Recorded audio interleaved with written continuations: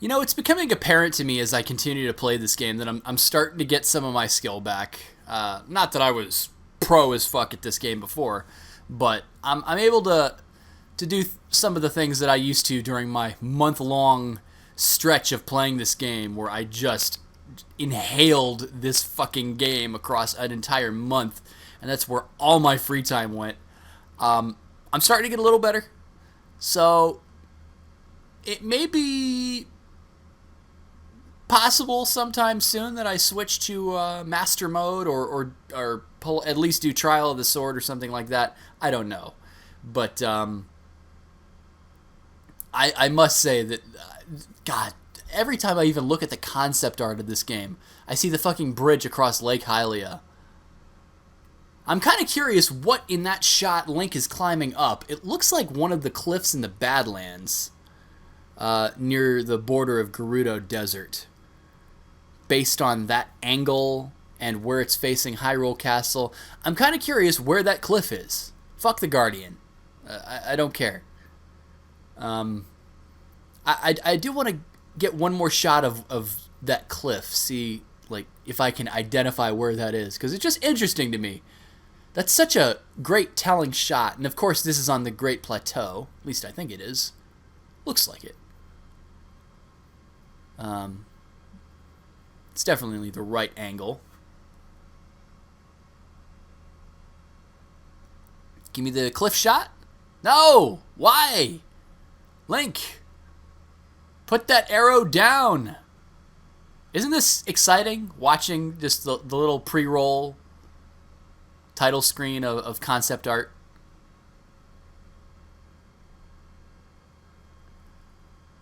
And then this one. Where the hell is this? I do not recognize that at all. I obviously see Hyrule Castle in the background, but this looks like it could be on the Great Plateau as well. I don't really know. Give me the one where he's climbing. Not the one with the horse! Weapon durability system feel more properly implemented resource management system. I don't know. I haven't actually tried Master Mode yet. Alright. Here's the shot. Yeah, that looks like a cliff to the Badlands. It's definitely not on the Great Plateau at that angle. At least I don't think it is.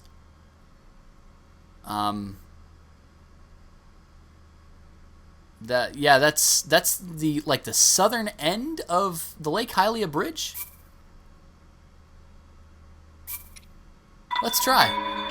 Let's see if I can, get an idea of where this is just by looking at the map. Yeah, that's Lake Hylia back there, but it's south of Lake Hylia. And you can see Hyrule Castle up ahead, so it's obviously the southern side of it. I don't think it's Dueling Peaks. Twin Peaks? Is that something different than Dueling Peaks, or are you talking about... bit curious on that. Between Hylia and Gerudo. Let's take a look at the map. I don't have a real great fucking idea of where it is, but this is about where Hyrule Castle is. In fact, if I pull up the quest to defeat Ganon, adventure log, destroy Ganon, go to the map. I said go to the map. There we go. So that's Hyrule Castle.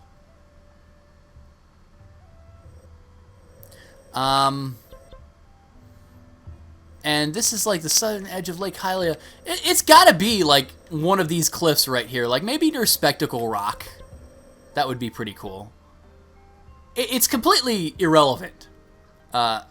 It's just a cool piece of concept art that, I'd love to go see. But it's literally a nondescript cliff. But I love that picture so much that I kind of want to go there. But the odds of me climbing on that specific cliffside in a game like this are pretty fucking nil. But I'd love to see if that's actually like a kind of a camera shot that you can get while climbing up one of those walls. I don't know. Oh, it's no big deal. No big deal at all.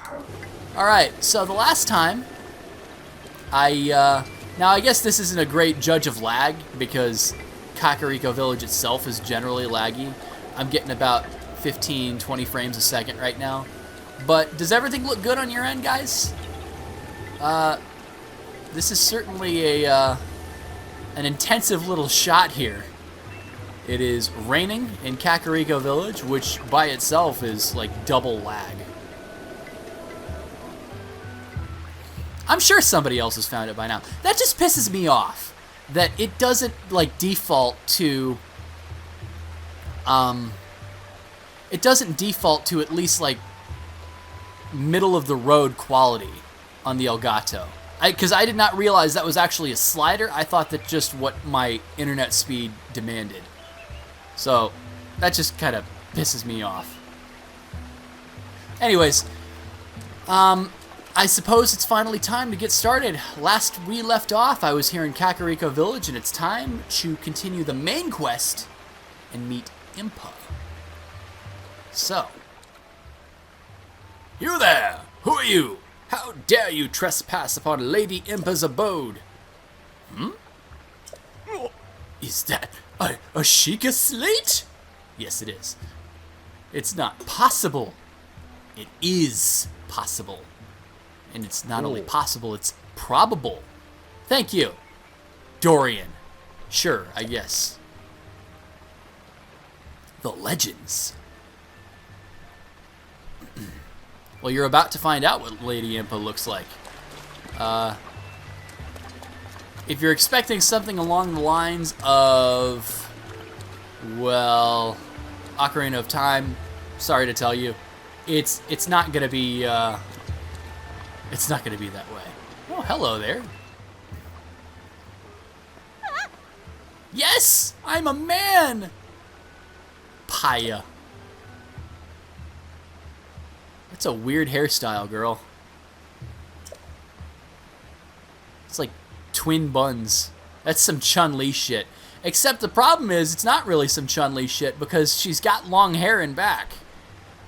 The twin buns are kind of like a fucking... It's like she's got chopsticks in her hair. It's like somebody stuck chopsticks in a big fucking rice ball. And that's your haircut. I don't know. It's a Sheikah Slate.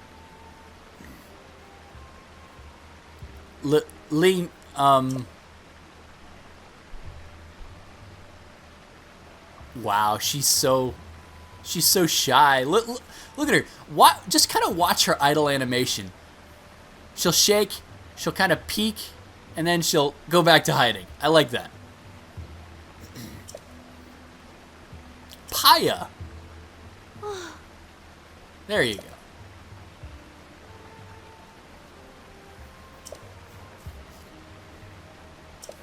Talk about shy. Grandmother.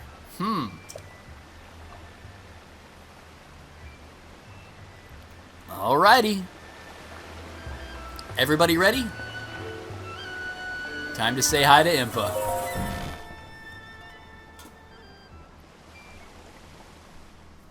So, you're finally awake. It has been quite a long time, Link. I am much older now, but you remember me, don't you? Who are you? I don't really remember you. Ah.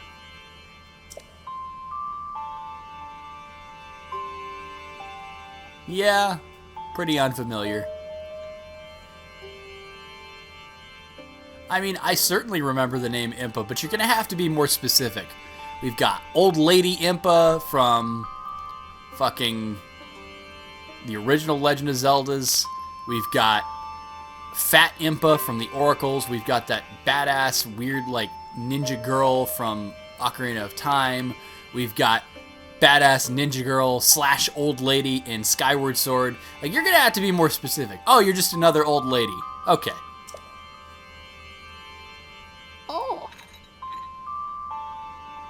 That shouldn't be much of a surprise, actually. Why would it be a blessing in disguise that I don't remember anything?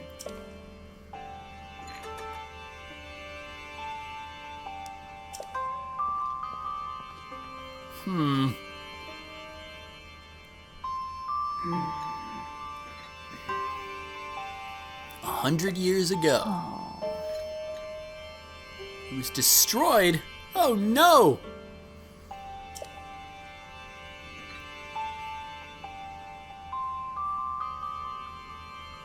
In a sacred slumber. Well, if Zelda's still alive after facing Ganon for the past 100 years, I would certainly say that she's pretty fucking OP.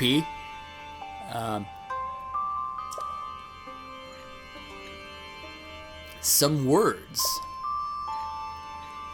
And what's this grand, thought-provoking message that Zelda left for me? Oh. However, if I'm to hear them, I must be prepared to risk my life as well.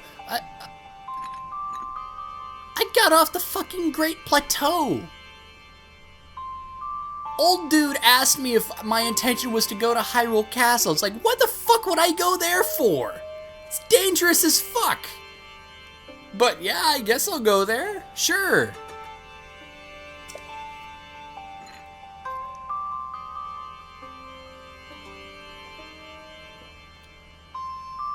'99 stock match Zelda versus Ganon. Yeah, pretty much. That's what this is. And this is the final stock. It's been 100 years. Yeah. Alright. I guess I'm ready? Sure? Yeah, sure.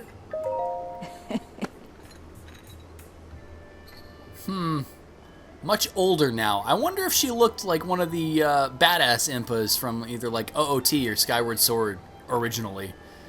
I'm really curious about this previous era that happened 100 years ago in Hyrule, because there's so much mystery around it, like what this kingdom was like before shit hit the fan, that it kind of reminds me of Chozo from Metroid. You know, just the Chozo race and how all of this shit they did, but now they're gone. Even though Hyrule is still kind of intact, but...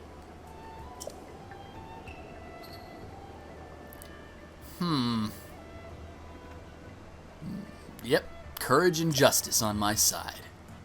Once a hero, always a hero. I like that. Oh. Alright, give me these thought-provoking words left by Zelda. Oh, here we go.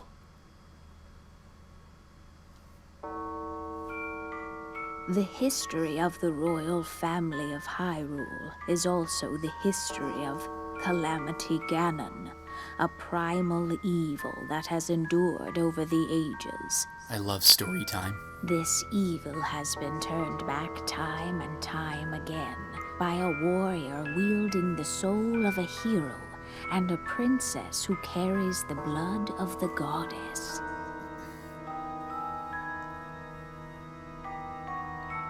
Hello there, Giuseppe. With the passage of time, each conflict with Ganon faded into legend.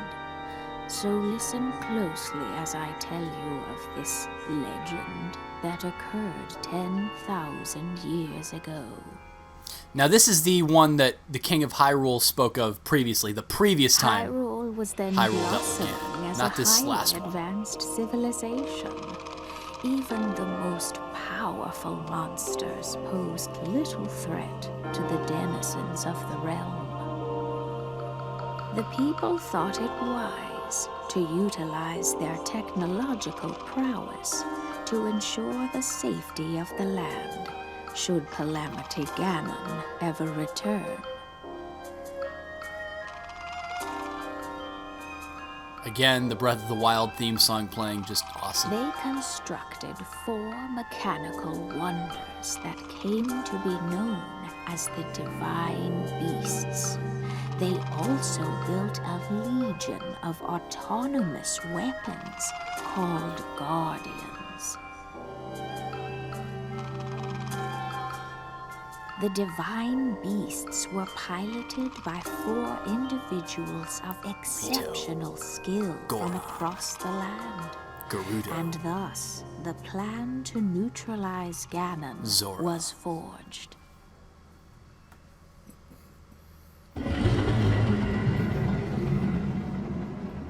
And there's the big guy. Upon Ganon's inevitable return to Hyrule, the princess and the hero fought alongside these 4 champions against this ancient evil. The Guardians were tasked with protecting the hero as the divine beasts unleashed a furious attack upon their terrible foe.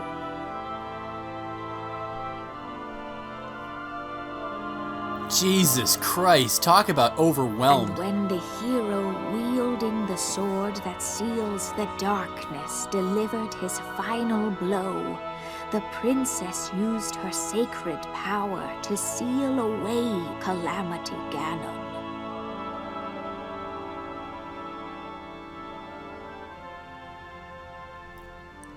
I just like this idea that fucking Ganon was just overwhelmed by these 4 gigantic mechs blasting the shit out of him. And if that wasn't enough, being blasted to fuck by hundreds of these Guardians just shooting the shit out of him, he probably didn't get a single attack in. That Link and that Zelda probably had the easiest time ever just blowing this fucker to smithereens. I love, that story. I'm not big on Impa's voice acting. I think it's okay. There is a version of this legend that you can actually watch. It's literally the same thing, but it just has the music, and I think it's just so much better. He got fucked. He had no chance. He raised his ugly head and just plowed by 4 giant fucking Gundams in the shape of animals. And, oh my god. He had no chance in hell. Yeah, I'm not big on the sword that seals the darkness thing either. I think it sounds like a bit of a mistranslation.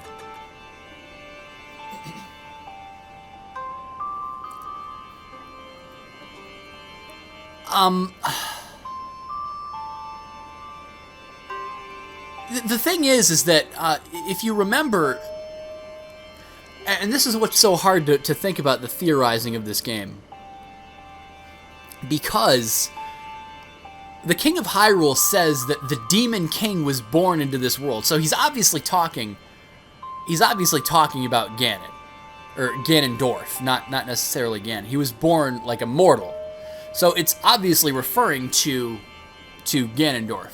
Now, the thing of it is, ever since Skyward Sword, you can pretty much assume that even though Ganon dies, or Ganondorf dies, he will always come back, because it's the curse that Demise had. That's the whole deal. That's where it started. So, trying to place this game anywhere, obviously you would place it after Ocarina of Time, but you would also have to place it further back than Wind Waker or Twilight Princess or something like that. So you really got to think, where does this game take place? Because just the soul of Ganon has,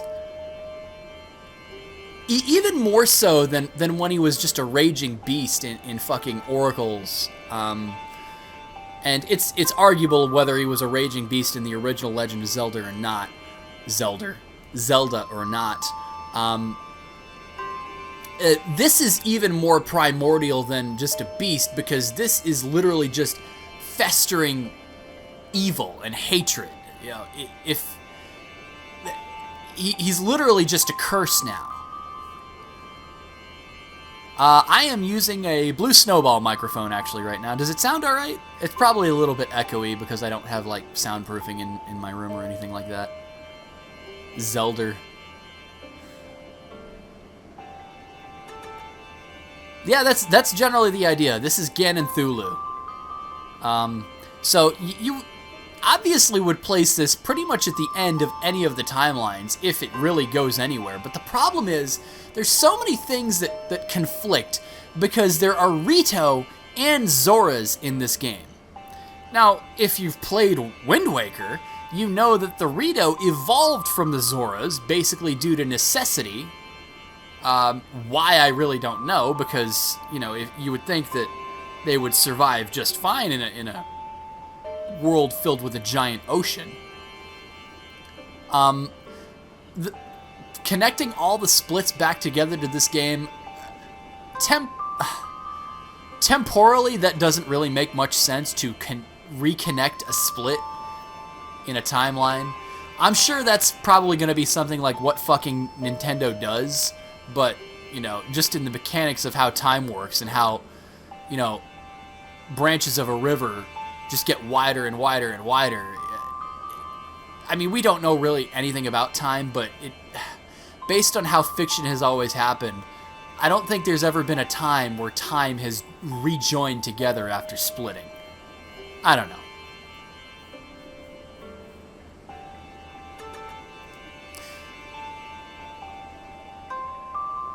But the Zoras in the Oracles were saltwater. They lived in the sea.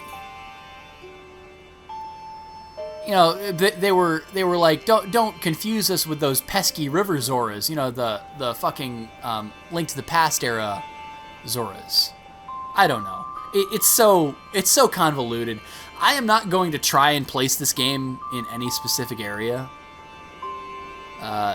I think it's just too difficult.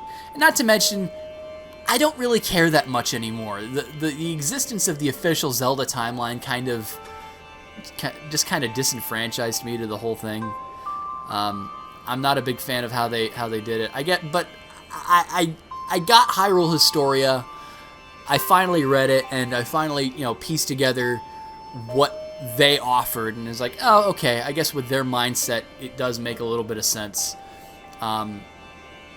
I still think they kind of rush it together with that fucking Heroes Defeated era, but you also have to think, because A Link to the Past had so many connections to Ocarina of Time, and because Ocarina of Time had so many connections to The Wind Waker, you've got to think, well, it can't be both.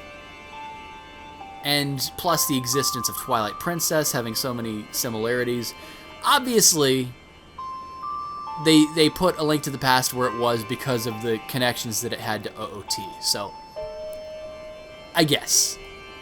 I'm kind of more on board with it than I was in the past, but again, I've also cared less because of the existence of A Link Between Worlds, because I don't know exactly where that game takes place. I would assume it's a sequel to A Link to the Past, but where exactly? Because Oracles take place after that. What is the fight 10,000 years ago? It is not a Zelda game.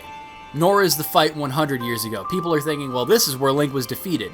No, there were no Guardians involved. There was no...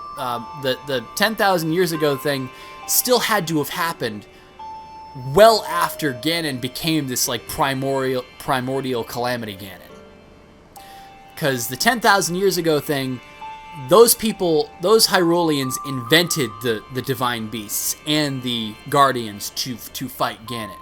100 years ago is when they, you know, used archaeology to unearth them. They already existed, but the 10,000 years ago thing has not happened. Anyway. Yeah, it would have been too short a game, because it literally would have been just build some giant fucking Gundams, shoot the piss out of Ganon, done! The end! Just a torrent of lasers. They would have lit that shit up like it was the 4th of July. And I just have this image in my head of Ganon popping up, you know, Calamity Ganon popping up like he did 100 years ago, but just gets wrecked by shot after shot after shot after shot, and it eventually just gets to the point where you hear the whimpering of Calamity Ganon just going, please stop! I don't know. But I guess it's time to finally continue. Strove to follow the lead of our ancestors 10,000 years prior, but in the end, underestimated his power. And it wasn't so much that you underestimated his power. It was the fact that Ganon kind of was not going to fall for the same shit again. So he possessed all of the Guardians and all of the Divine Beasts before actually springing up. So that put the kibosh on them just basically copy and pasting the same strategy. Oh. Free the 4 Divine Beasts. Oh, really? Sure, I guess. 4 Divine Beasts are the ancient Sheikah weapons. See, they're Sheikah. It's like Chozo. The Sheikah were fucking awesome before they decided to become hermits in their little fucking village. The ancient Sheikah. Not these Sheikah now. These Sheikah now, they're okay. But the ancient Sheikah, those were the real fucking people. The Divine Beast, Vah Rudania, controlled by Daruk of the Gorons. Vah Rudania, of course, the name is an anagram of Darunia. Vah Meadow, controlled by Rivali of the Rito. Meadow, of course, has a resemblance to Medley, who is, of course, the Rito sage from the Wind Waker. So there's a reference to her. Vah Ruta, controlled by Mipha of the Zora, who is referenced exactly to be named after Princess Ruto. She is actually mentioned directly in a piece of Zora lore that's around Zora's domain, controlled by Mipha of the Zora. Vah Naboris, controlled by Urbosa of the Gerudo. And Naboris, of course, a reference to Naboru, who we will hear about later on. So obviously this game takes place in a split dealing with the fallout of Ocarina of Time. Either the hero is defeated or the hero is successful and has gone back in time. So, and this is the world that he left behind. So it's either adult timeline or in Heroes Defeated timeline. And it would make the most sense if it was adult timeline because of the Rito existing and because of the Koroks existing. But there's so many things that you got to think about. Like, well, did they come back to Hyrule after the seas receded? Maybe. It's possible. And there's rock salt, which is evidence of the ocean. I think the description of the rock salt says, hey, this is remnants of the Great Sea years ago. So it may very well be an adult timeline. But it's so hard to tell. Oh. Ill-advised to face Ganon without the power of the Divine Beast to help you. Not really. Infiltrate the Divine Beasts that were stolen away by Ganon 100 years ago and bring them back to our side.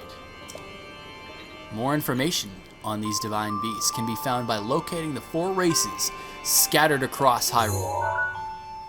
And here we are. The Sheikah Slate will guide you on your way. So, in the southwest, Gerudo Desert. In the northwest, the Rito Village. In the northeast, well, that's not really, kind of northeast central, Death Mountain. And in the east, Zora's Domain. And when you see that full map and realize just how little I've explored, you really get a sense of how big this fucking game is. Yeah, and there's references to Twilight Princess as well. See, that's the problem, because there's references to everything. So I don't know if you can place this game anywhere. I guess if you really feel like it, you can say, well, it combines the 3 timelines back together, but that's just weird. It's also my memory. At the research lab in Hateno Village. Where is that? Well, it's so funny you may ask. It's in the east. Eastern part of Necluda. Eastern edge. One of the very few places that avoided suffering significant damage during the Great Calamity.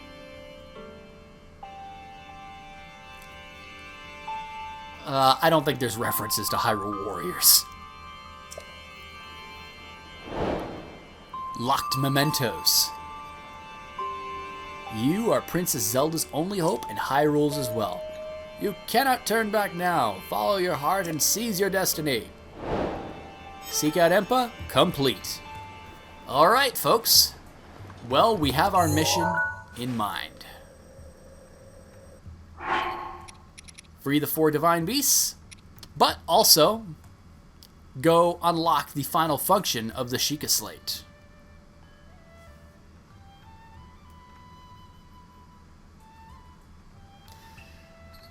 I will be back in just one moment, folks.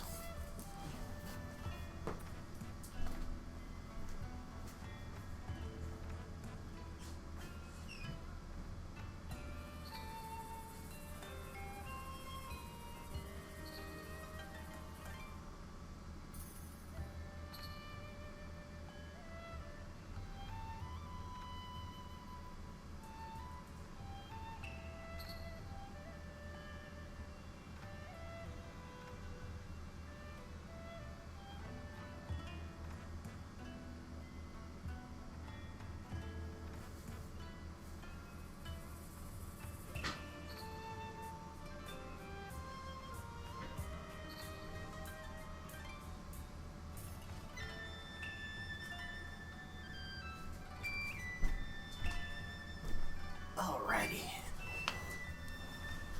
Sorry about that. I had to get a refreshing drink here.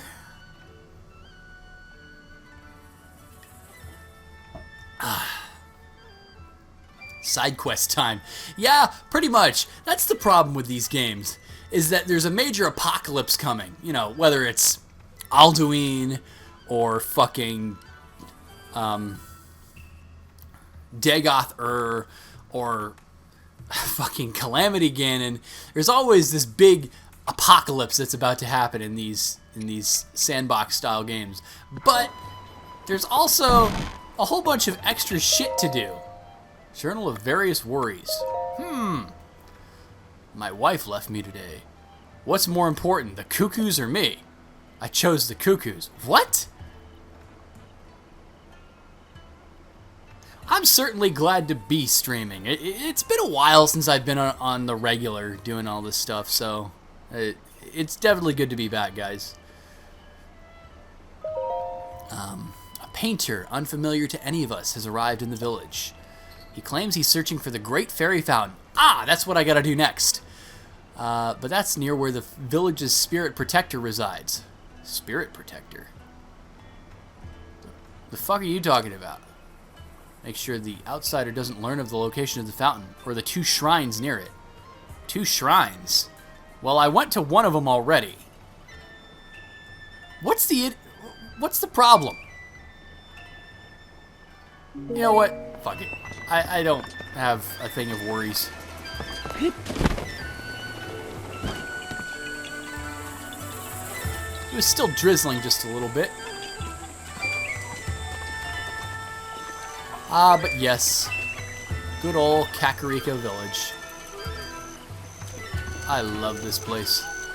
So, I wonder. What the is it raining or not? Why does my little radar say sunny, but I'm seeing rain? I wanna know, have you ever seen rain coming down on a sunny day? I certainly have. I see it right now. What was the first divine beast I went to when I played through the game? It was the same thing that many people do. It was Ruta, the elephant in Zora's Domain. Finally, it looks like the rain stopped. I don't understand. What the fuck did it take so long to do that? Just weird. Fire arrows, because I believe, isn't there a thing I do here? I think there's a thing here.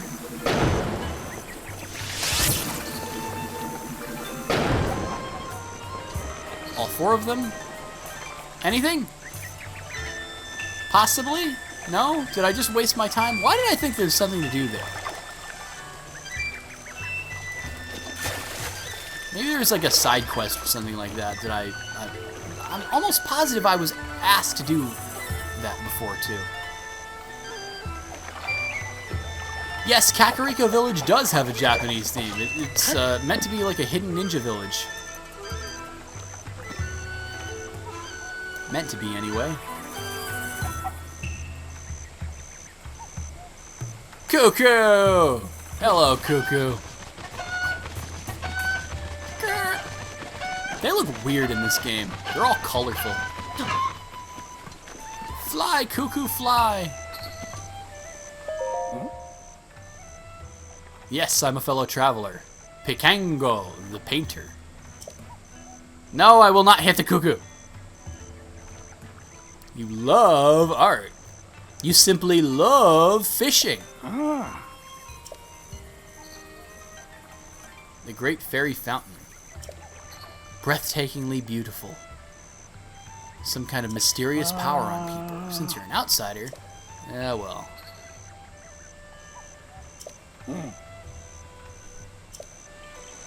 Okay, I guess. But, you see, the problem is, I already know where the Great Fairy Fountain is. So, I really don't care about your little side quest.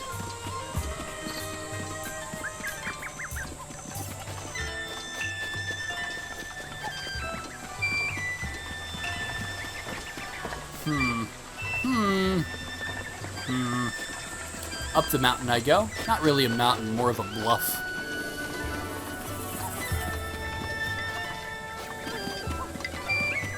Yeah, Koroks really do screw with your mind, because I thought that there was something to do with those torches next to that goddess statue. And I feel like there is, I'm just not remembering it. Because I would not have lit those torches. I'm not that anal about lighting torches and shit like that. There had to have been like a small little quest. It depends on what you mean by... Oh! Hang on a second. I see a bloopy!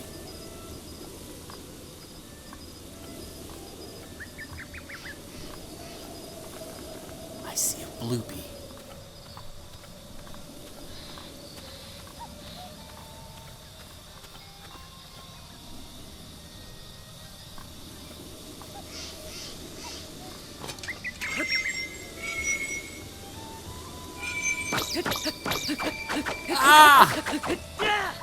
Damn bloopy. I'll take a couple of little rupees. Hey, it's a blue rupee. That's my first blue rupee. Everybody remember those things. It's shiny blue fast. It's make you weak in the knees. And fucking rage. The fucking blue rupees. I can't believe it's been this long since I've seen one of those things. Oh well. Alright, so it wasn't a great bloopy payday, but I got something out of it.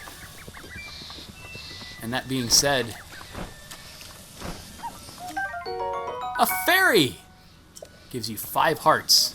There are 4 fairies here. Holy shit.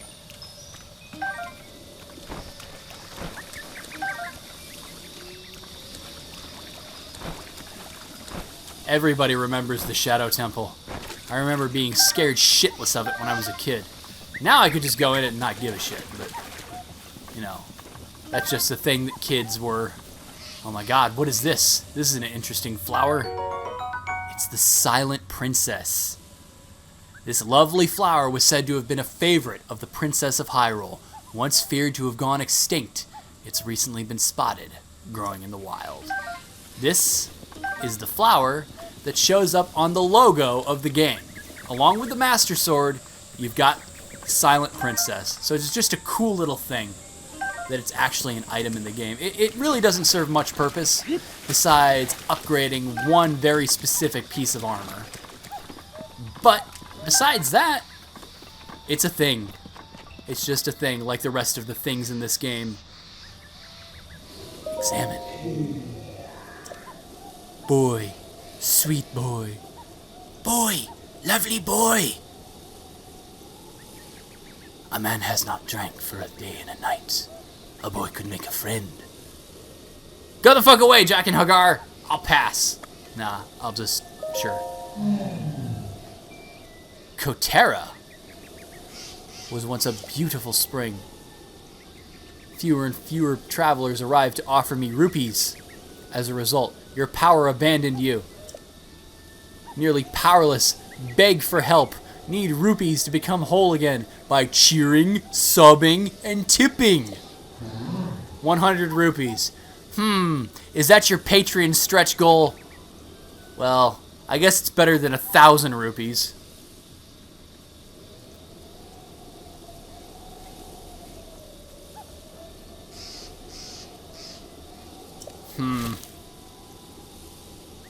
Hand it to me, quickly. 100 rupees? That's it? Sure thing. Here you go. Pay her in bits. Hashtag pay her bills. Yes. 10,000 rupees. We will not talk about that because that is the reward. There are 4 great fairies. And you're about to see this first one. There are 4 great fairies. I know where all of them are. The problem is not knowing where they are. The problem is that the last one charges you 10,000 fucking rupees. That's the problem. You're about to find out what the fuck is in here. The power. It's overflowing! And a great fairy fountain.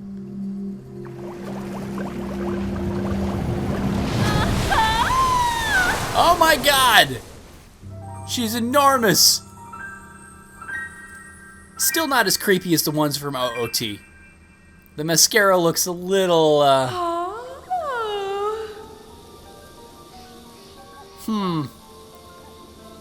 That looks more like a great fairy.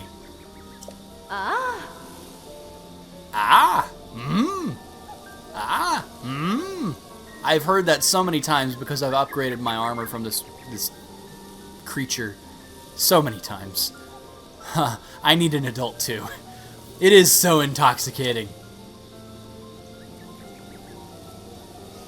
That squish on her armband. One good turn deserves another. You can help me. Enhance my clothing. The least you can do, but you need the necessary materials. Should be able to enhance your clothing a little bit. Enhance away. Now, the problem is, most of the stuff that I have, I don't really have a whole lot in terms of what I can upgrade. But I do have a climber's bandana, and I'm definitely going to upgrade that. But I'm also going to upgrade the Hylian trousers, because I figure it's kind of like piece of Link's trademark ensemble in this game. The trademark ensemble, of course, being the Hylian trousers and a very specific shirt. Not necessarily a headpiece, although I do like to use the diamond circlet for that, just because it's non-intrusive. It doesn't have an overly in-your-face look like the bandana does, or God forbid that fucking fish mask that's the rubber helm. But I definitely like to go with the Hylian trousers because I think they're a piece of his trademark outfit, and I like to stick to his trademark outfit whenever I can. So let's enhance those. Yes, blow a kiss at me.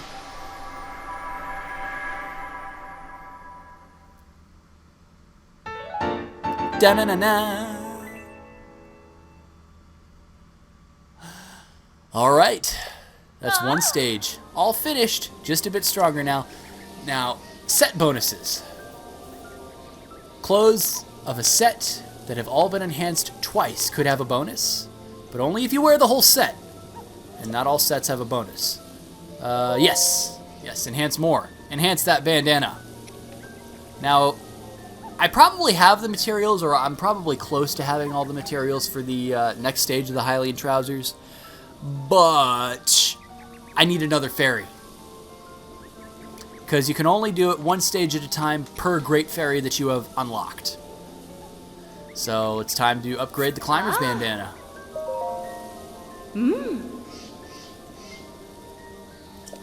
Yeah, I definitely love the climber's gear in this game. I'm not a big fan of how the set looks. The bandana I'm fine with, but it's definitely probably the most useful special armor in this game.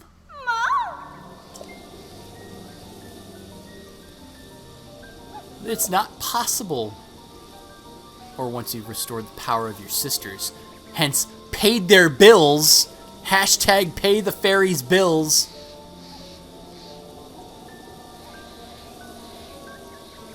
Yeah, the fourth great fairy. When you upgrade your stuff a fourth time, Jesus.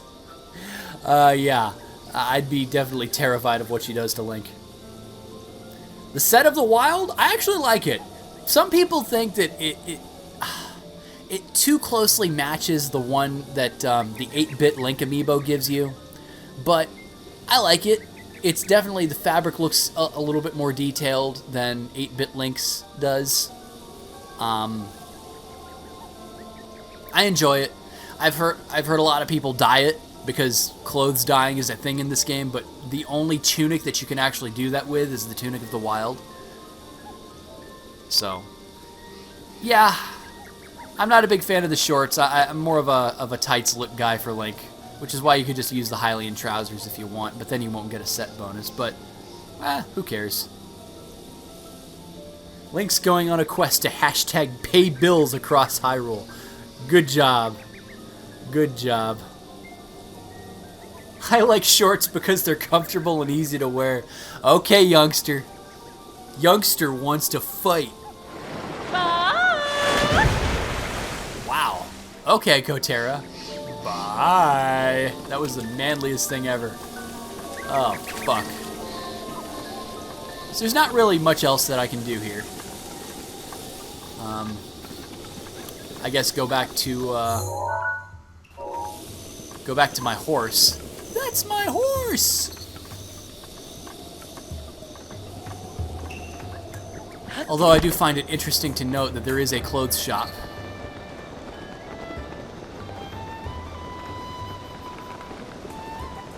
And I should go pay it a visit if I could fucking find it. I'm terrible at navigating this village. I get so lost so easily. Why, I don't know. I just do. This is not the clothing store. I'm probably on the other side of the village to find it. Aha! You there! You're enchanted! Open for business every day of the year.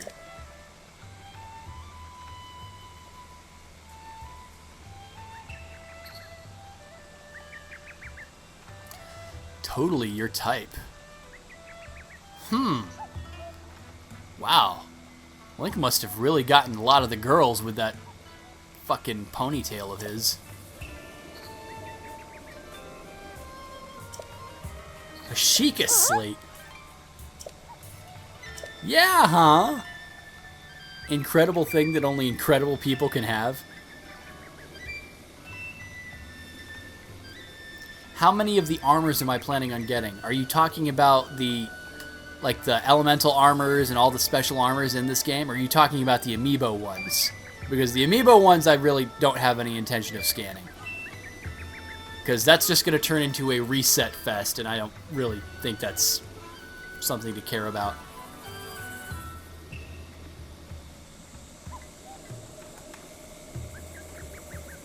All the girls are thirsty for...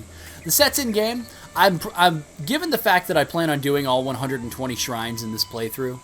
I think it's pretty safe to say that I will be 100%ing this from a collection standpoint, minus Korok seeds, because I really don't care to do that, and probably minus mini boss tokens. You know, the tokens that you get for killing all the Moldugas, the Taluses, the Hinoxes. I really don't care for those, but shrines, and by extension clothes, because most of the special clothes are in shrines, I'm probably going to 100% that. As far as upgrading them all, probably not, but I'll definitely get all of them. great deal more important than I appear. Didn't you say I was your type? Are you not important? What does that make you, a VUP? A very unimportant person? Hi. New clothes, cute outfits. Alrighty. Good luck with your raid, Dezeffi. So here, welcome to Enchanted, my high-end boutique. The stealth chest guard over there is highly recommended. When you wear it, your footsteps are nearly soundless, so it's perfect for hunting and stuff. Oh, but it offers very little in defense. Small price for the extra stealth. Hylian Tunic. This is probably about as close to a standard outfit for Link in this game that you're going to get until you find, like, the fucking Tunic of the Wild. You have to dye it, because by default, it's red. This is the full Hylian set. You've got that hood, you've got that tunic, you've got those pants that I'm already wearing. The hood, it looks okay. I guess if you bought all of these and, like, dyed them all green, that would be something you could do. I may do that. It would be an interesting look. Not necessarily that accurate to how Link looks with a traditional tunic from all the other Zelda games, but yeah, I'll buy it, sure. I'm not gonna use it. I might use it depending on if I can find a dye that I like.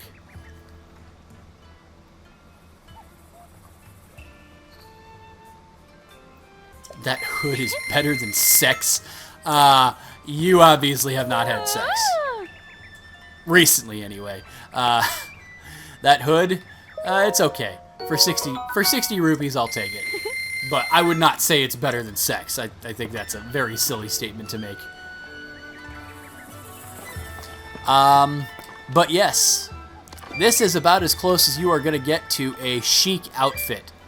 Short of having the Sheik amiibo and getting the Sheik mask, and even despite that, you would still use the stealth chest guard and the stealth tights for a Sheik look.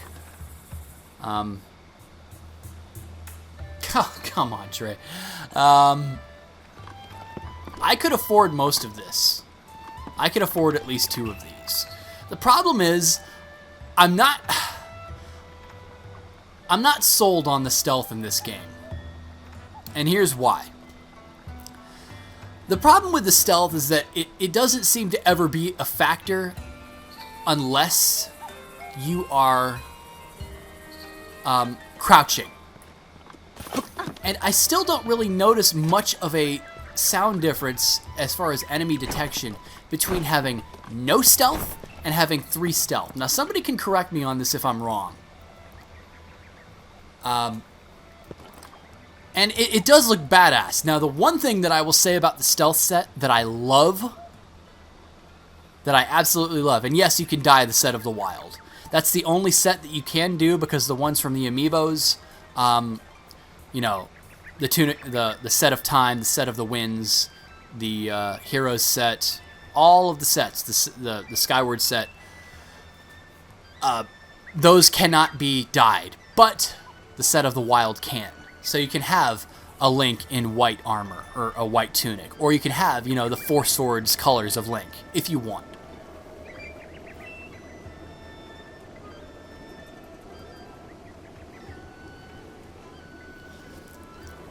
See, I never noticed something like that, Goliath. I noticed every time I was in the stealth set that it didn't seem to matter what I did, because unless I was crouching, they didn't notice me, or they noticed me. Now, that may just be me hallucinating or not, I don't know. But there is one very good reason to get the stealth set. And that is that a lot of people, I keep getting sidetracked here by the chat. A lot of people will say that the best color to dye the Breath of the Wild set is white or gray. I actually think it looks really cool that way. I've never dyed it myself, but I have seen videos of people with like a white set of the Wild, and I think it looks really awesome. But the best thing about the stealth set is its bonus.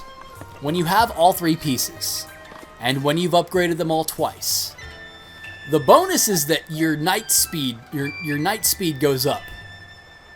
So you can run like the fucking wind if you have a Sheikah set like that. So you know what? I'm gonna get cracking on that. I'm gonna get the stealth chest guard.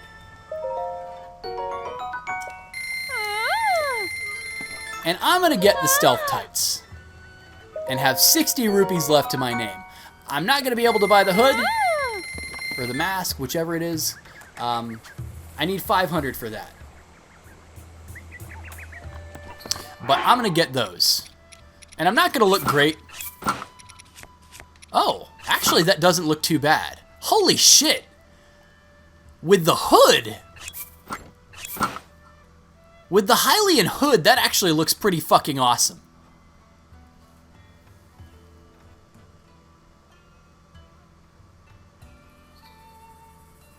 Huh. I like the way that looks. Let's rotate him. Let's take a look at him. Let's go back to just the armor.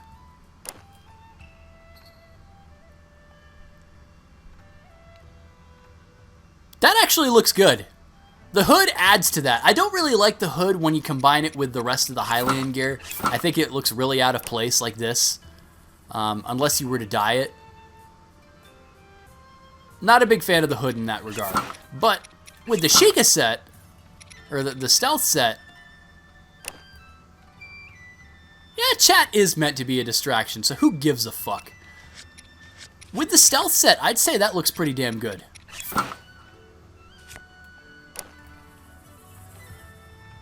Pretty damn good indeed.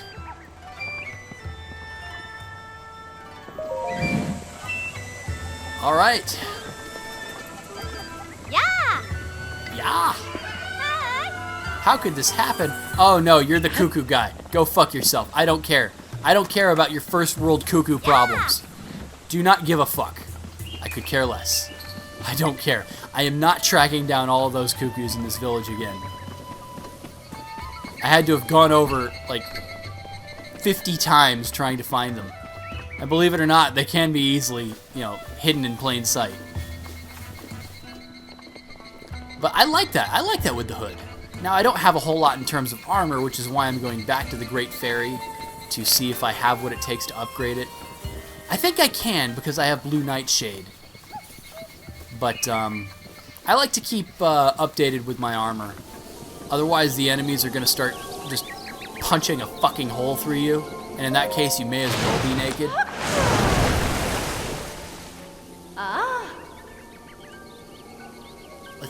Let's see. Can I upgrade it? A little bit. Aha!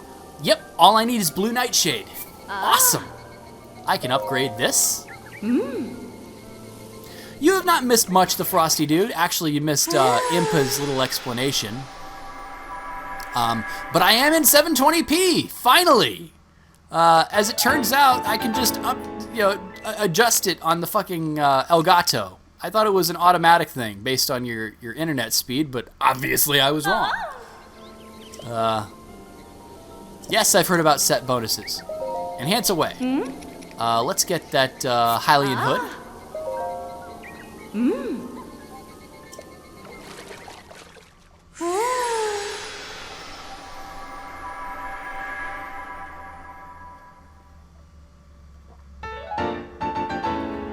Which main character in Assassin's Creed? Are you talking about Altair, or is his name Ezio or Enzio? I forget. I've never played a single Assassin's Creed game, but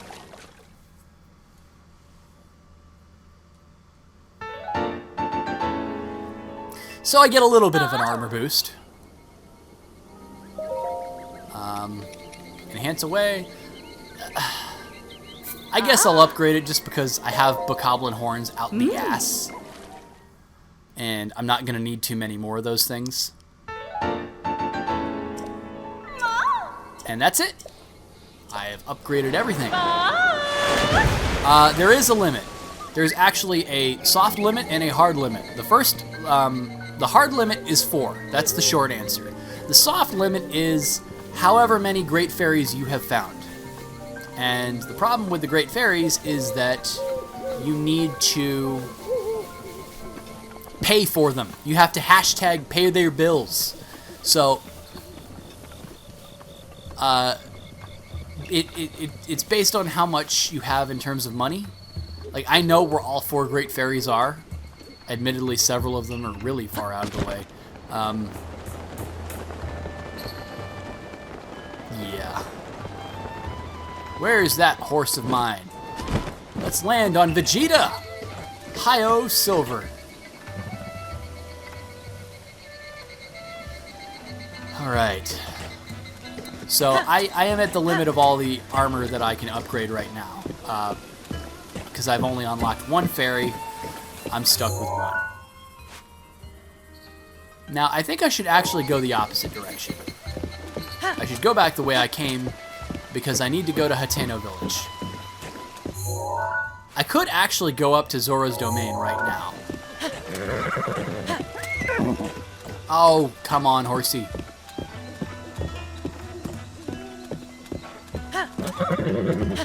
Come on, horsey. There we go. Good horsey. I need a new horsey. Vegeta's not cutting it. I need a much, much newer horsey. Vegeta is really not cutting it.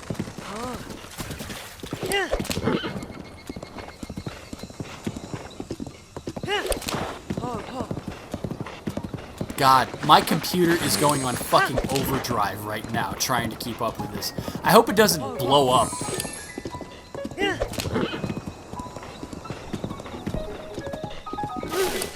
What a bright sunset.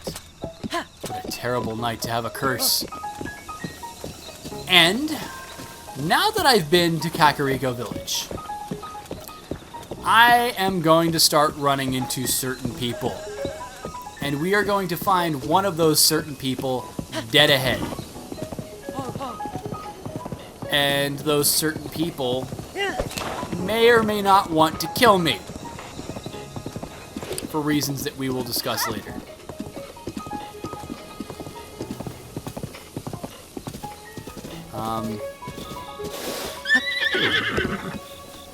We've at least got some stuff that I can bash and smash. Woodcutter's axe. The axe really doesn't work on rocks. Fuck. I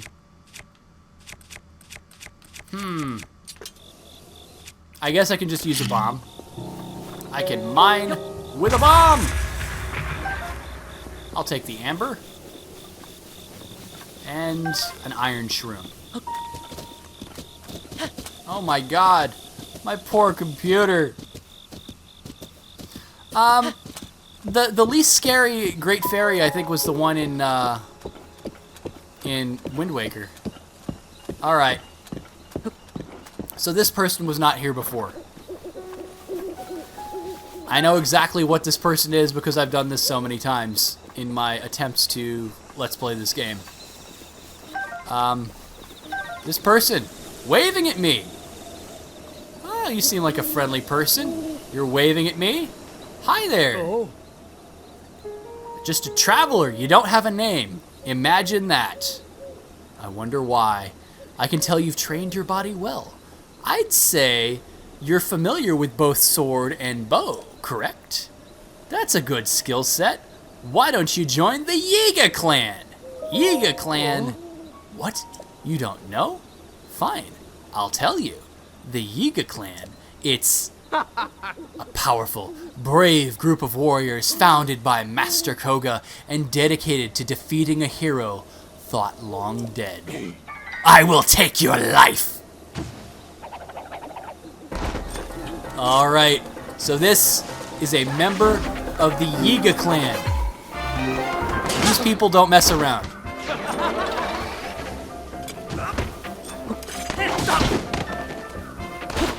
They really don't. And you will run into these people constantly. from here on out. And the reason for that is this.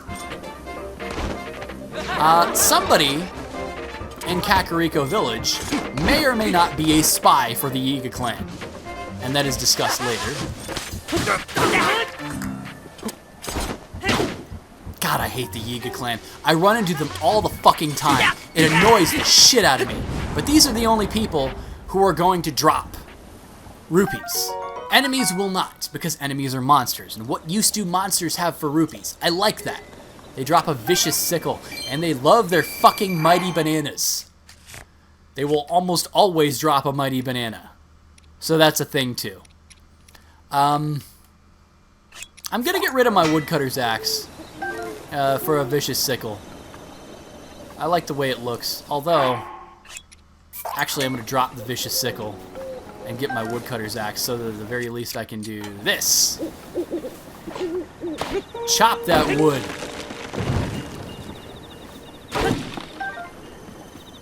I haven't been doing that enough lately. I really should. Go to some wood chopping. I may or may not need some wood later. A lot of fucking wood. And I do mean a lot of wood. Oh my god. It's amazing to me how much wood you need. Now, I know people could take that in a sexual way. But, seriously, you need a lot of wood. I didn't even see how much attack power that vicious sickle has. 16. It's actually better than the 8-fold blade, so I'm going to get rid of that. Take the woodcutter's axe back. Oh, banana. Yeah, exactly. Donkey Kong.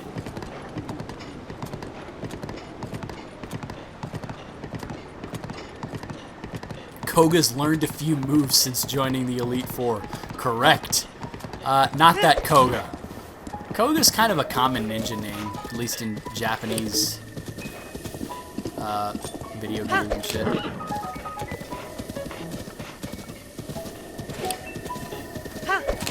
Alright, let's make our way back towards the stable.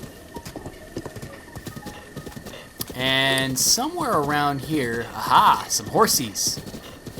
I'm not necessarily looking for horsies, though. What the fuck is that? Seriously, what the fuck is that? Don't roll back towards me, you son of a bitch. Boom. It's a chest. Emblazoned shield. Emblazoned. Is it emblazoned or... fucking bokoblins! Skull Coblins, you just spawn out of nowhere. Go the fuck away. Oh god, I see an opportunity here to get a better horsey. I see an opportunity here, right here.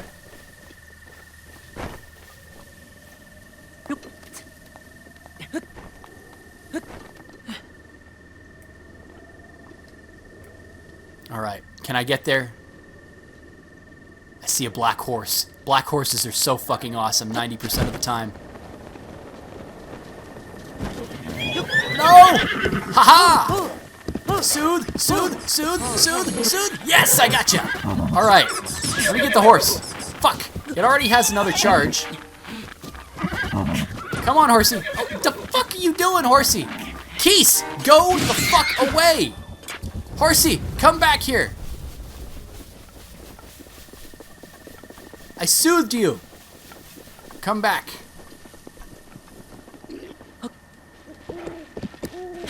All right. You have 3 charges.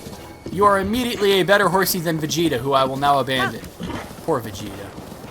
Actually, no, I'm not going to abandon Vegeta. I just want to board this horse and then board Vegeta.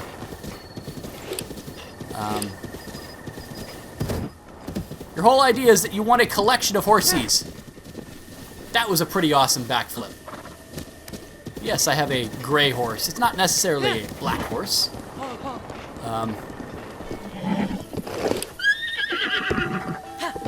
Seriously, I want to see what this thing's stats are, because this speed seems very high.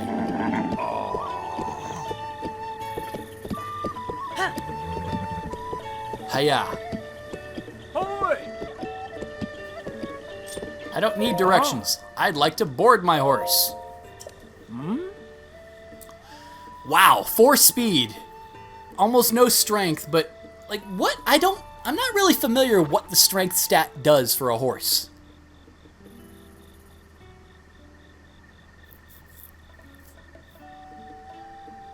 What exactly does it do?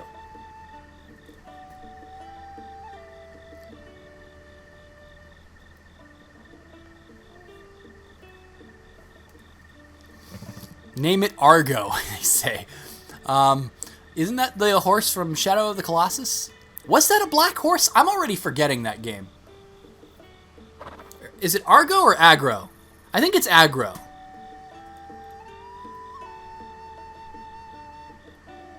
Goku doesn't fit, unless you're calling it Goku Black, and that's a whole different can of worms.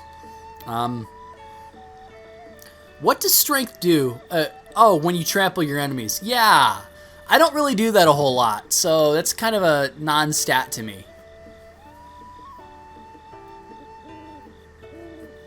Yeah, aggro works. I'll call it aggro. Registration fee. Yes, 20 rupees. Hashtag never forget aggro. Actually, aggro does not die, even though it seemed like it would have in Shadow of the Colossus. Oh. Aggro! Alright. No, I'd like to board my horse. You watched my playthrough last night of Shadow of the Colossus? Talk about dedicated.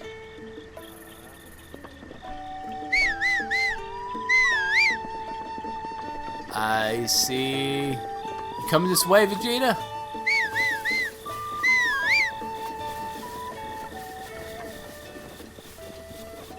Vegeta! You hear me? Come on. Come on. Come on. You can do it. Who thought Vegeta was so fucking slow? Alright. Let's board you. I'd like to board this horse as well. Oh my god, wrong!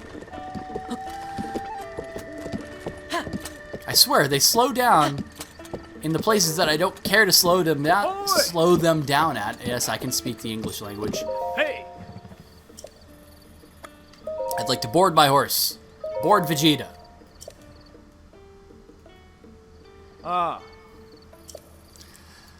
And then take my brand new horse, Aggro.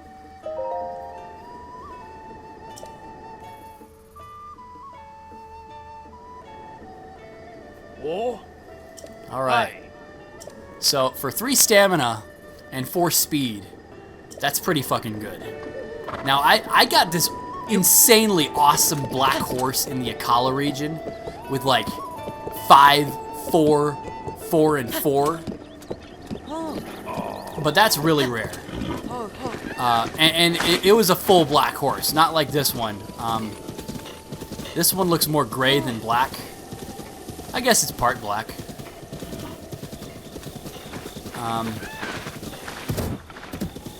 Nice jump. It was black with a silver mane. And this thing was like midnight black, not necessarily like this gray shit here. I noticed that black horses with like silver manes, from the people that I've talked to, tend to have really fucking good stats 90% of the time, so that's good. Good to know. And here we are, entering the Hateno region. Now, somewhere around here, as I recall, is one wild horse. I think it's this one right here.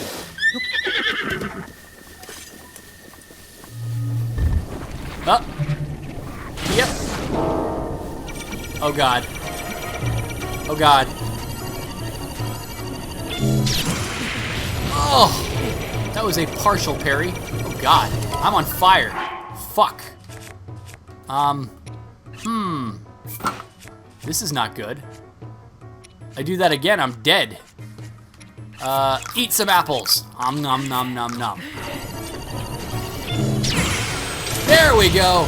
Boom. Take that, you fucker.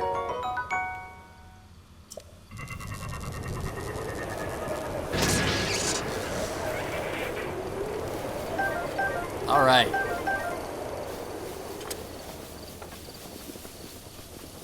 My traveler's shield broke. So it took me 2 tries to do a parry there. Same stats as the Royal Steed. Wow, that's good. I love that horse. That's the only one that I use most of the time. I love the stamina. Love the stamina.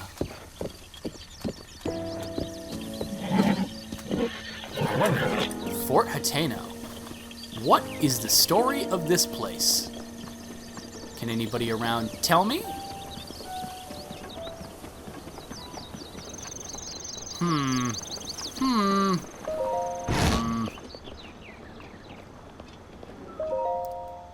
There's a worn-looking book here. Would you like to read it? Yes. When a dark light resides in the cursed statue's eyes, pierce its gaze to purge the seal from the shrine.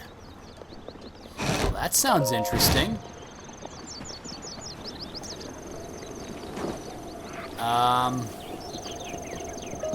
Your best horsey at your side.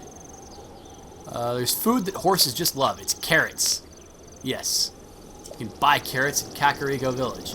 Now, if you, like, throw a carrot, does that function as, like, a distraction for the horse? Hey, bees. Go fuck yourselves.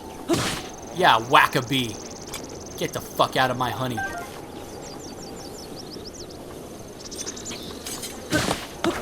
Sorry, bees.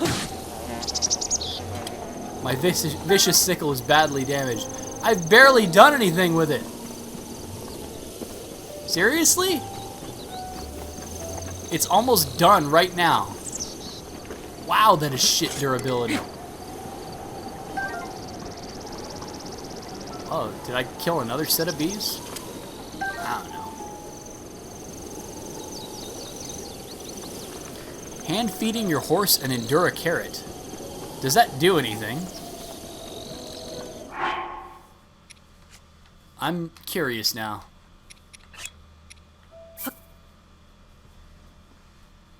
Not all weapons break that easily. That's actually very bad. Did that do something for its friendship level? Obviously it did.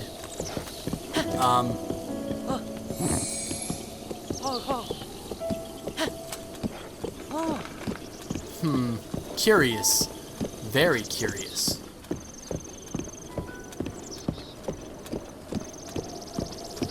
Somewhere around here, there's a guy who tells you about Fort Hateno, and it's at... Whoa! Whoa! Okay. I never knew that. That's interesting. Yeah. Come to see Fort Hateno, I take it. It's well worth seeing. Fort Hateno here was the last line of defense between Hateno Village and the awful tragedy all those years ago. Everyone's got to come to pay their respects at least once in life, right? Oh. The story of the warrior who fought here at Fort Hateno. Tell me. So 100 years ago, we had these special warriors called champions. The warrior who fought them here was supposedly one of them. I heard the others all died in the big fight. Really? Because the others that died, the only one remaining was Link. Are you talking about me? The warrior, though, some say he gave his life here too, but others think he went into a deep sleep to prepare to fight another day, which would mean he's still alive, right? I wonder if I'll still be around when he wakes up. I'd love to meet the guy. Ah. Awesome reference. That is an interesting thing with the Endura carrot. I never knew that. Thank you. Thank you, German Liger. That was awesome.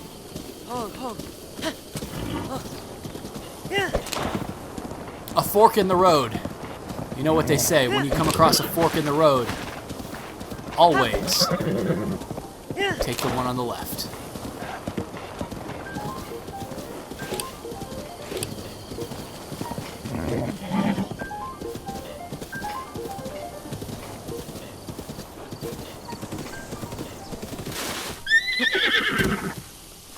Interesting. Oh, hello there. Who are you? Oh. Ha! Let me guess. You caught wind of the great Dr. Calip's groundbreaking research and just had to meet him for yourself. No? Don't tell me you've never heard of me, after I've dedicated my life to researching the ancient shrines? Well, you'd better remember my name, for it's not the last time you'll hear of it. And while I'm at it, it's Dr. Calip, if you please. I didn't study my rear end off to be called Mr. Calip. Boy, oh boy, a Dr. Evil reference. I mean, obviously it came from somewhere before Dr. Evil, but he's the most noteworthy quote of that I know of. Everyone forgets I'm a doctor for some reason. You're Dr. Evil. Except you're not fully bald yet. You've not lost your... You're not fully evil. You're just getting there. You're 1 calorie, not evil enough. Engaged in analyzing ancient texts. I haven't time for idle chit-chat. Ancient texts. My long years of research will be revealed, and all the world will hail it as the discovery of the century. To prevent any undue attention, I haven't even told my family about my work. You understand, I'm sure. Of course, Dr. Calip. Doctor? Did I just hear you call me Doctor? As in, not merely Calip, but Dr. Calip? It rolls off your tongue so naturally. It was downright salivary. This changes things. Because I called you Doctor, seriously? Very well then. I'm feeling charitable, so I'll let a few things spill. This is just between us, understand? When a dark light resides in the cursed statue's eyes. Ah, so that was your journal. Pierce its gaze to purge the seal from the shrine. I'm still in the process of deciphering the last one, so I don't suppose there's any harm in sharing it with you. That's my life in a nutshell. Days filled with researching shrines and nights spent studying ancient texts. Really? So, you're researching the shrine, or there's a shrine around here? Dark light and nights spent studying ancient texts. So you're telling me you haven't been around here at night? That leaves no time to converse with passing strangers, so farewell. So you've never been around here at night. Really? Well, I think that's as good a clue as any, because I'm totally a clue person. I don't know. I don't think Hyrule has colleges that give out doctorates. I don't think this version of Hyrule even has a fucking school. So, I really don't know. Let's pull out 1 stick of wood, 1 bundle of wood, so I can put it here. This is a fun little feature of the game. We can... Materials. Where did I put it? You know what? Let's sort my inventory with Y. Near the rocks. Yes, flint. There it is. Hold. Put the flint down next to the wood. Bam! And there you have a campfire. That's a fun little feature. So, you have not been around this area at night. Well, let's try this area at night.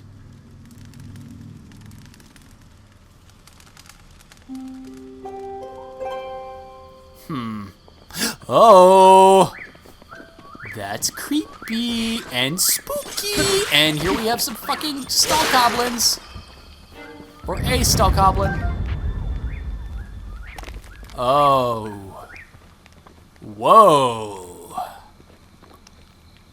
Hey, Dr. Calip, you around here, buddy? Boy, oh boy. Well, that looks menacing as fuck.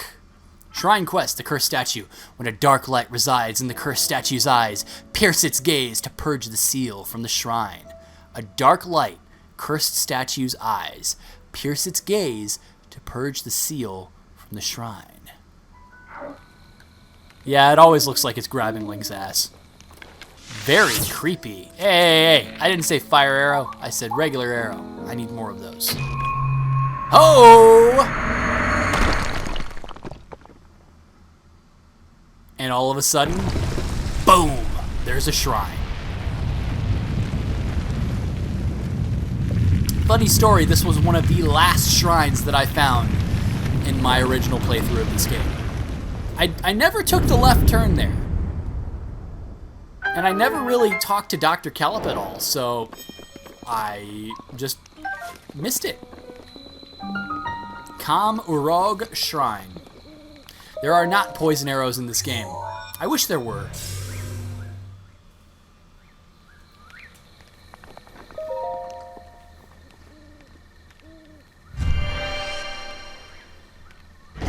Yeah, it definitely is kind of creepy.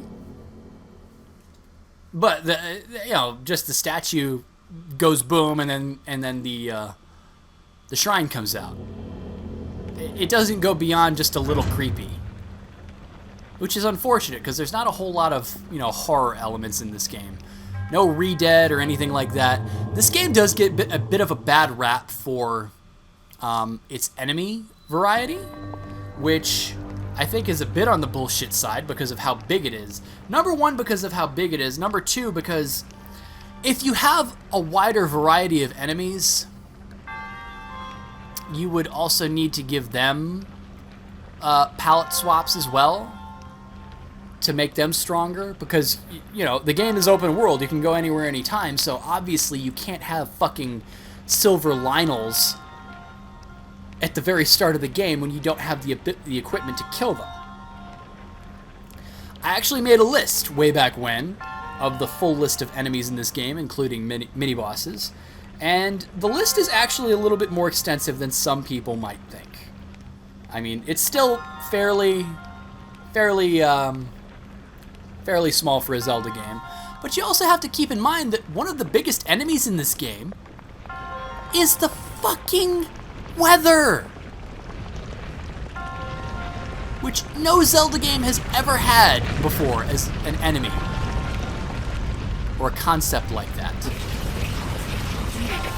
So up we go, up the ticking clock. Let's get stasis out. That's obviously what we use here. Let's actually get this shit out of my way because I don't have any intention of dealing with it. Get the fuck out. Boom. Go bye-bye.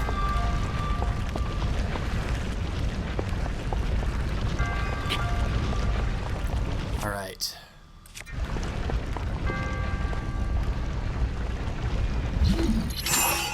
Alright, let's do this. Get the chest. There's a soldier's spear. My inventory's full. Great. Well, time to get rid of the bokoblin arm. So soon?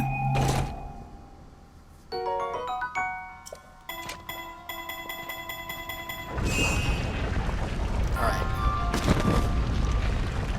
Ha! The arm is still going. Let's magnesis this. Get it out of the way so it doesn't fuck me. Magnesis this. Get that out of the way so it doesn't fuck me. Because it has many times in the past.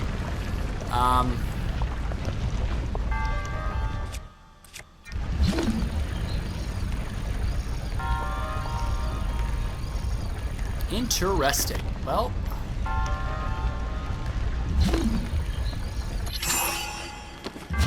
Alright,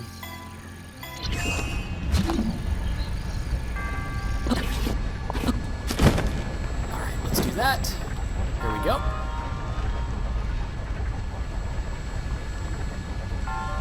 Another chest. Fuck.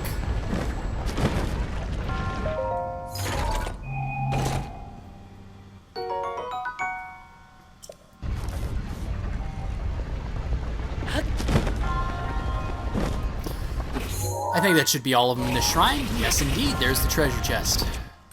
I throw you away.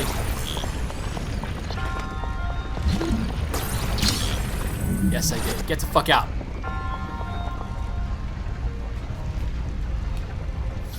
And now we wait. And wait. And wait longer.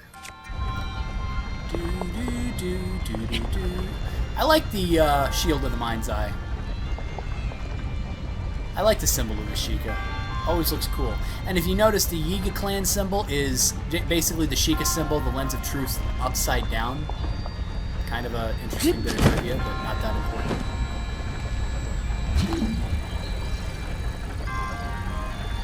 See, I get the idea of what you're supposed to do here. You're supposed to use the stasis on the laser, but I never need to. I don't understand the point of that. Kind of crooked stairs.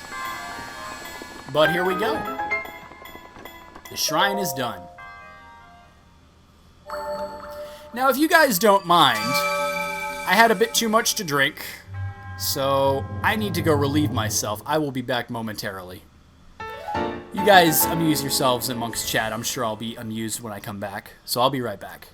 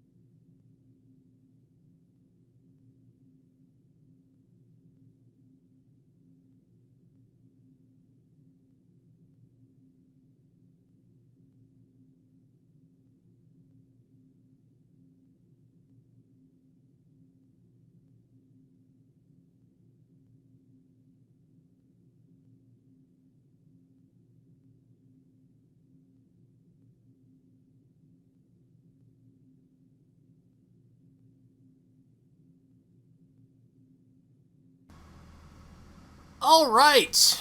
Are we back, folks? I should be back. Commentary button is lit. Yeah.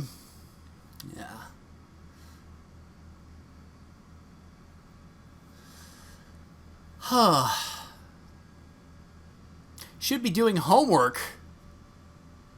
Well, it's Friday. It's a Friday night. Everybody here should probably be, you know, out on the town or on a date or something like that. But for those of us who really have room in our lives for only ourselves, we're all here, gathered together. Oh, sorry, Trey. Did not mean to scare the fuck out of you.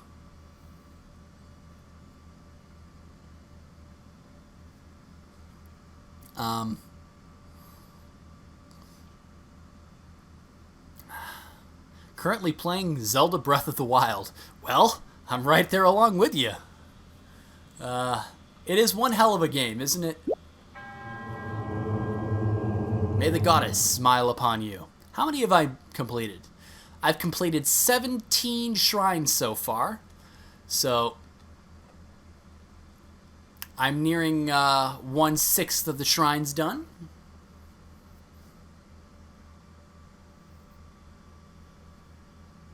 Aw, I'm sorry to bring that up, Amber. That's a little bit on the rough side. But life goes on. I'm happy to have you here and happy that somebody finds me entertaining.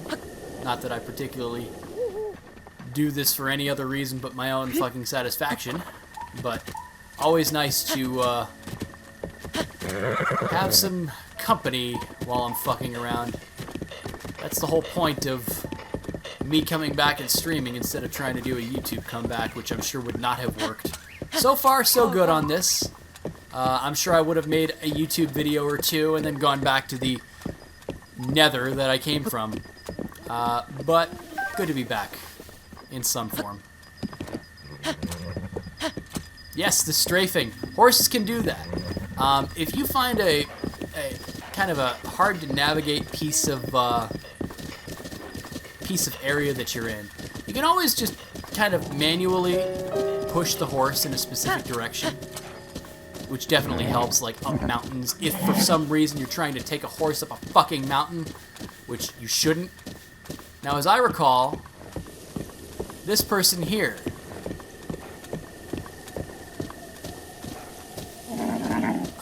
I know exactly who this is. Sniffle? What's wrong, traveler? What do we know from travelers, kids, when you just see traveler? What's wrong? Sniffle, I need, what do you need? I need grilled salmon. You what? And also, the hero's life. Oh, you bitch. Fucking Yiga. Scum.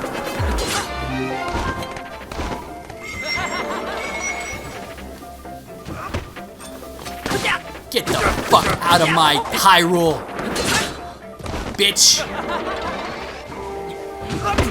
Oh, fucker. Stop bouncing around like this isn't a fucking bouncy castle. Die! Take that, bitch. Give me your rupees. And your mighty bananas.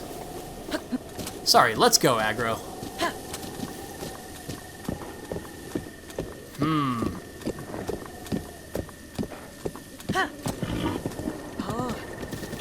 Does the horse keep the Endura Carrot boost as long as you have not actually tapped into it? Looks like it.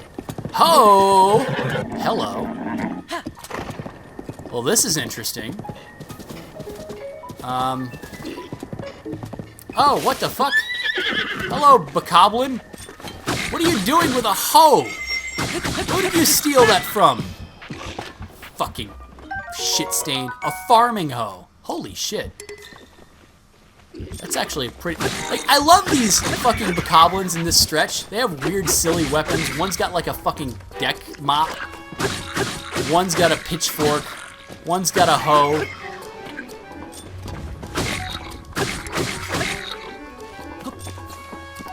Eat spear! I'll take the pitchfork. What's its attack power? 7? That ain't bad. I'll take it. Soldier Spear is probably a little better, but... I'm dead.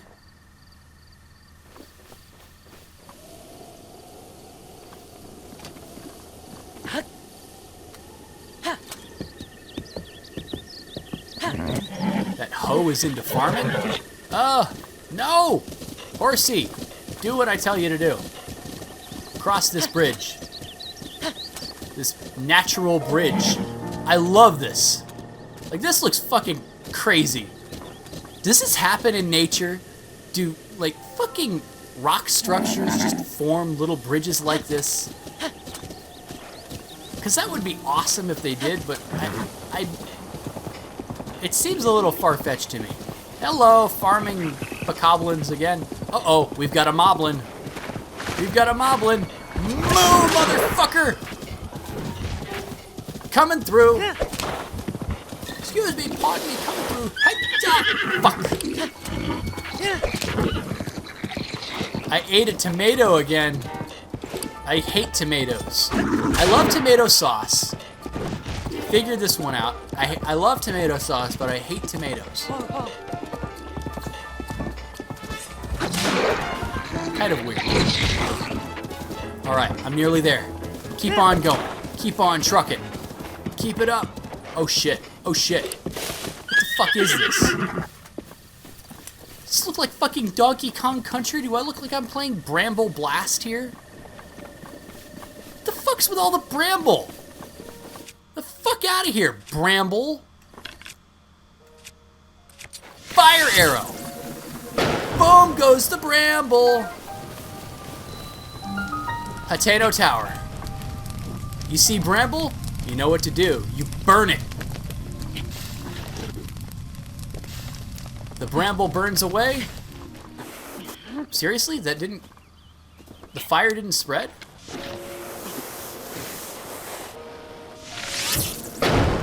Bramble!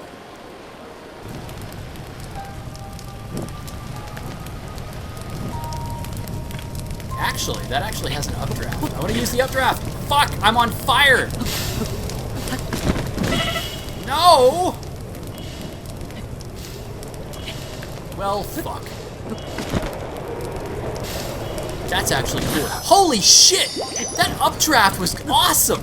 And I'm fucked. That sucked. I didn't realize you could do that. I didn't know that the updraft just kept going up. I'm gonna try that. I'm gonna try and take the updraft up and not the actual tower. Let's go for it. This isn't really working with me. There we go, updraft. There we go. Keep following up.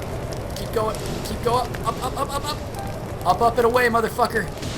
God damn it! That sucks! Fuck! I had the right idea. I just fucking executed it like an idiot. How the fuck? How do I suck this much?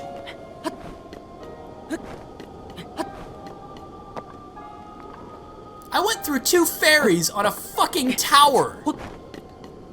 The fuck sense does that make? I mean, I had the right idea. It was working.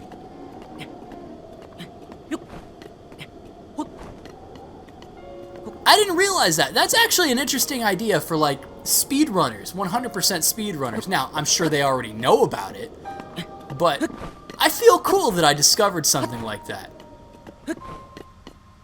All on my own. That the bramble just keeps going up. And you can literally just have the bramble updraft help you up the tower. That's awesome. I love that. I love little things like that that you can do in this game. Lan hurt himself in his confusion. Yes. Lan fainted. Da da da da da. Oh, that's making me long to play Pokemon Sun for you guys, or Omega Ruby. I own Alpha Sapphire. I actually own all 4 of those games: Omega Ruby, Alpha Sapphire, Sun, and Moon. Alpha Sapphire and Moon are my main games, and I've already beaten them, and I'm not going to play them again. But I do have Sun and Omega Ruby. That might be something to do in some way.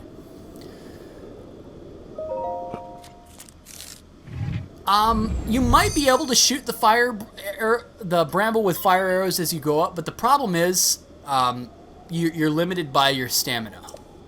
So I think that might be a way to do it, to like really speed the fuck up. Seems plausible. And another great panning shot of Hyrule, the Necluda area. Eat a person, Berryland. You're not you when you're confused. God, you guys can come up with your own memes on the fly. I wish I was genius like that. I'm not. I have a pitchfork. What the fuck kind of a meme am I gonna make when I have a pitchfork?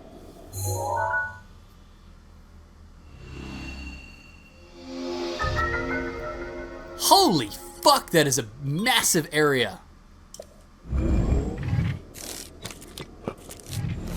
It's not technically all of the Laneru area, though.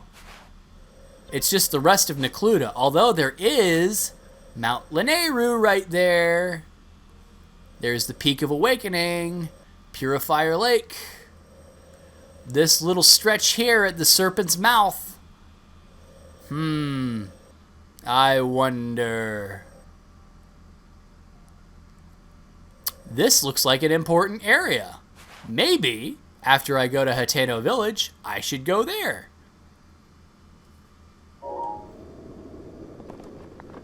I always like seeing massive chunks of the map revealed like that at a time. You know what? I'm gonna try something. Hold my beer. Oh! Broke my legs. I landed next to the horse. You know, I fucking saw Egoraptor from Game Grumps land like 100-foot drop onto a horse's back. Just by default. Boom. Nails that shot. I don't know how he did it. That's just crazy shit. Whoa, whoa, whoa, whoa. Do not go that way. Let's see if I can find the road down. Yeah, this looks like a good road down. A better road down, at least. Alright, let's hope the horse kind of follows the road.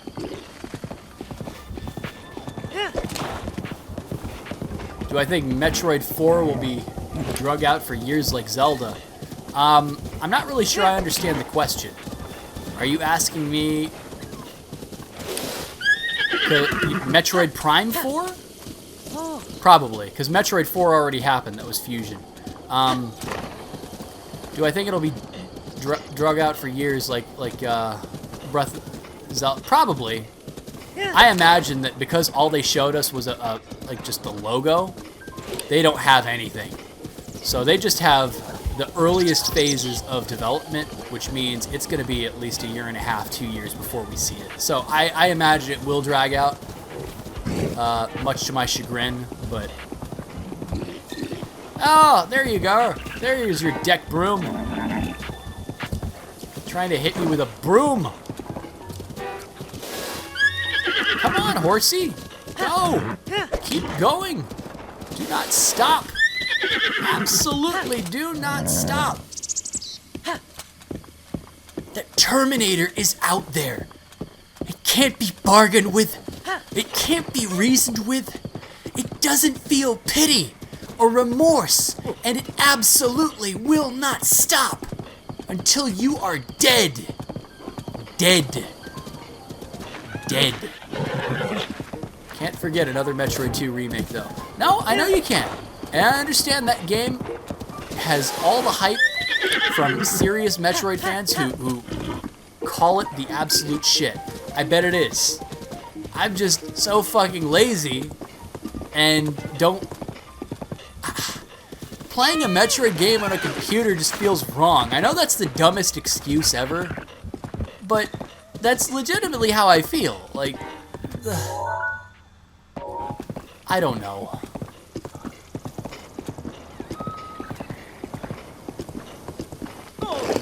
Whoa! He's got a donkey! Dude's got a fucking pack mule! Load up vegetables, Dueling Peak stable, sell them while they're fresh. Let's talk business. What are you selling? Oh. Alright. Goat butter, fresh milk, and a bird's eggs. You sell groceries? Sure. Ah.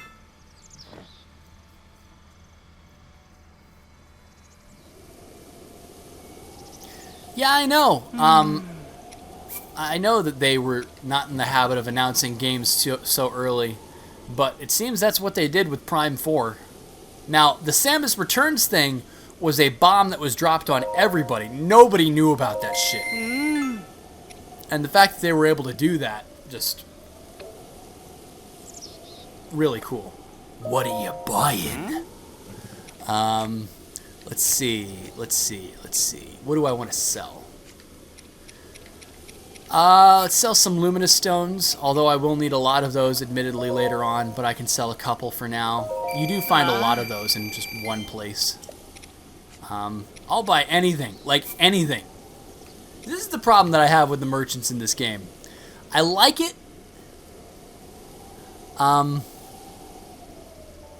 What was my thoughts on the DLC for Dark Souls 3? Have not played it. I played Dark Souls 3, have not beaten it, have not played the DLC. So I have no opinion on that yet. I kind of really like Dark Souls 3, and I just stopped playing it because I was going through a bit of a weird time. Sell some amber. Let's sell 210 gold for 1 ruby. Yeah, fuck yeah, sell one of those. I'll buy it at a high price. Yeah. I have not played the Artorias of the Abyss DLC in Dark Souls 1 either. I would like them to release like a Prepare to Die edition on the PS4. I would really like that, because I didn't buy the DLC for the PS3. I would like a Dark Souls port for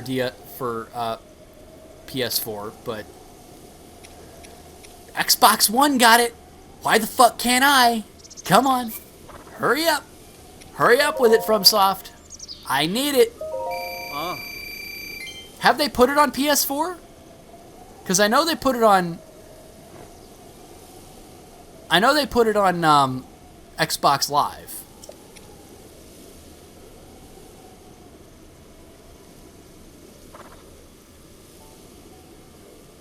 The fire fades. Are you talking about... Are you talking about Dark Souls 2 or 3? Because I'm talking about Dark Souls 1.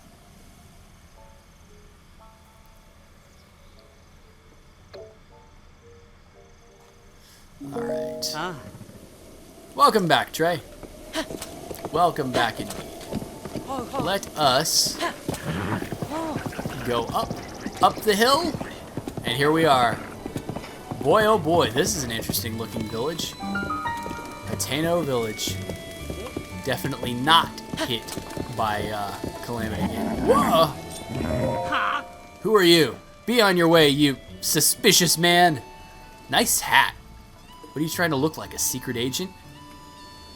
Dodgson! Dodgson! We've got Dodgson here! You're a traveler.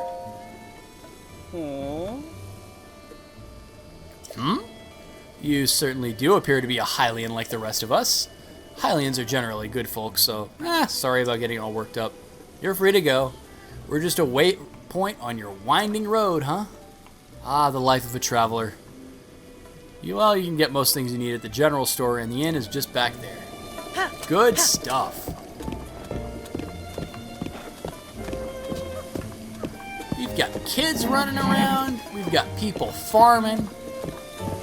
It's a quaint little village.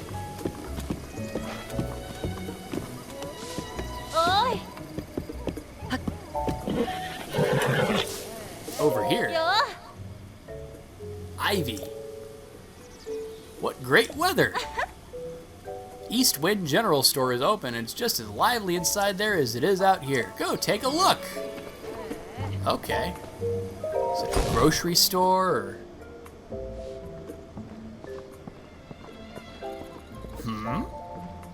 Well, you got arrows. I'll definitely give you that. I need those in, like, massive bulk. I'll take all of them. 60 rupees. Okay, so that was 15 arrows, I guess. And here we go. Here's the main event, folks. Here's the main event in fucking artillery. Bomb arrows. Hoo boy.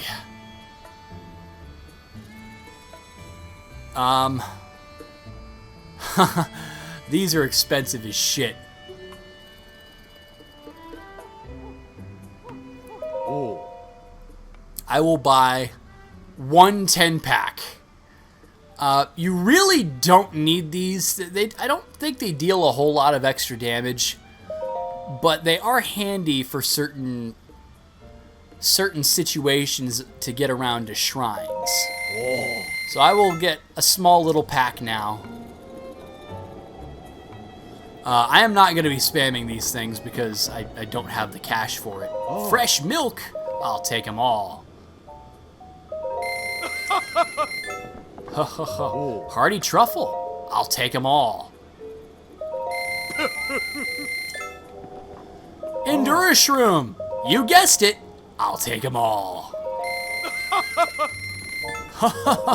Bird's egg! You guessed it! I'll take them all! 5 of them! Hylian rice. Yep, you guessed it. I'll take them all.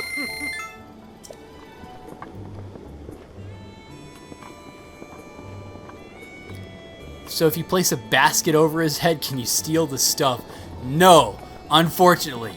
That is not how it works. It is not like Skyrim. Place a basket over his head.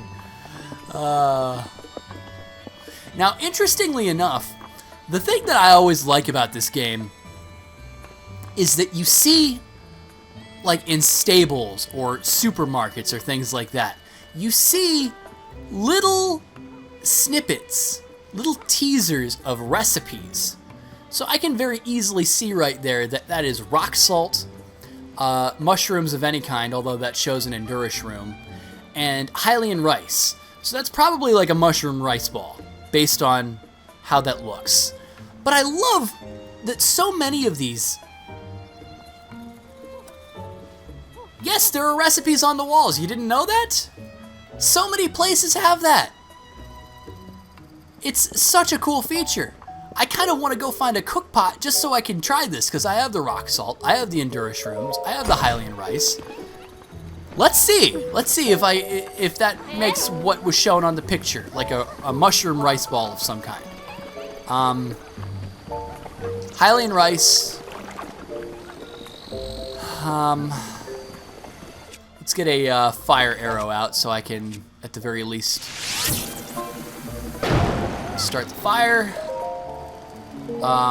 Don't sit by the fire. I don't want to sit. Right. I've got to put the stuff in the pot. So, mushrooms. Endura shroom, hold. Rock salt, hold. And what was the other one? Hylian rice. That must be in the very back. Yes, Hylian rice. There we are. Hold. Cook.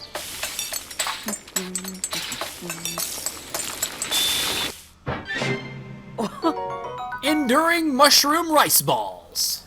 Refills and overfills your stamina wheel. Oh boy. Enduring and hearty are perhaps the absolute best cook recipe types in this game.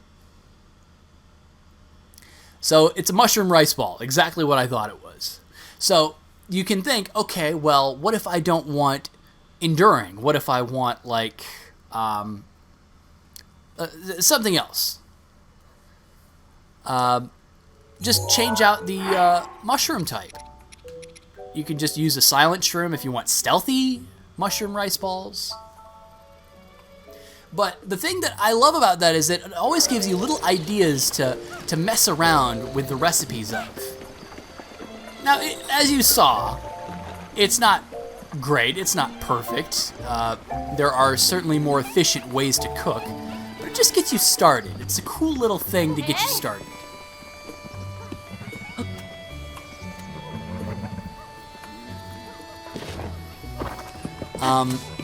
Exactly. RPG Paragon, exactly. There are so many intricate things about this game that it's crazy to me how when you know certain things and other people don't, it's still kind of like that mystery, like that gathering of information. And I am going to go... Do I have a torch still? Fuck, I don't. Well, shit. I don't even think I have a wooden weapon.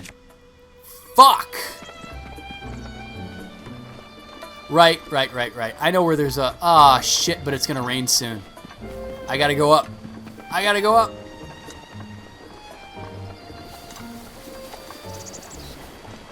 Yes, one small radish will completely heal you and give you, like, extra hearts.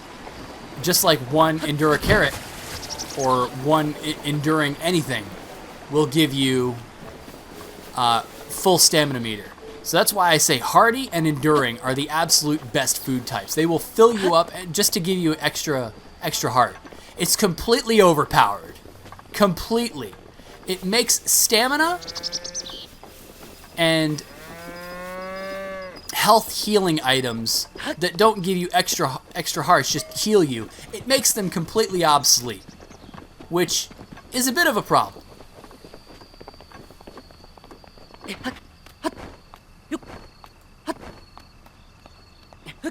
So, obviously there is a balance issue with the food in this game. Can you hear me, horsey? Come, horsey. It's gonna rain within the next little while, so I need to do this quick.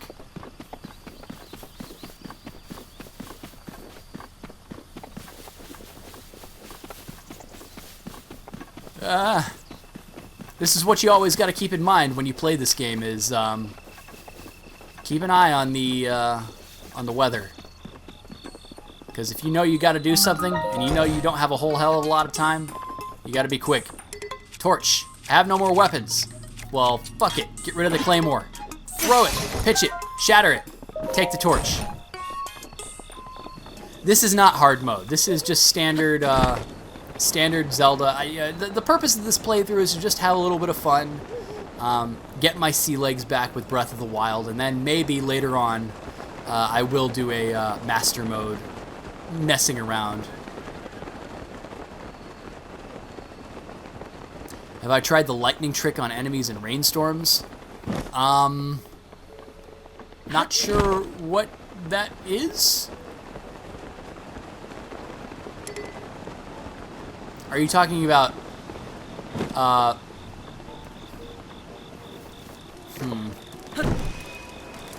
guess my question is, are you talking specifically about, see, Blue Flame. I'm completely getting ahead of myself, but the reason is because I see rain is coming and I want to do this now. So there are all these little torches everywhere. It's a thing. Shit! You idiot! You're not supposed to do that. Fuck! Way to go, Lan. Way to go. I guess I gotta take the long way. Alright, I'll take the long way. I'm probably gonna run into the rain, but oh well.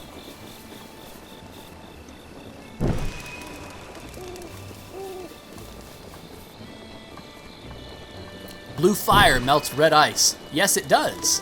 However, blue fire, there is no red ice in this game.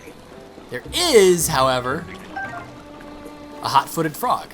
But there is also all these little torches which you can use to bring blue fire to Hateno village. More importantly, there is something that you must light up with the blue fire. So try and get there in time.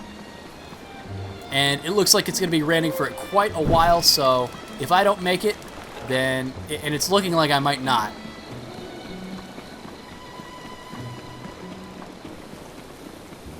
throw the torch and run to it, the fire stays on the torch. The torch is not going to burn out, though. I guess that's a quick way of kind of getting around. But, I'm lazy. I'm just going to run. I'm big lazy. Kevin Nash, no.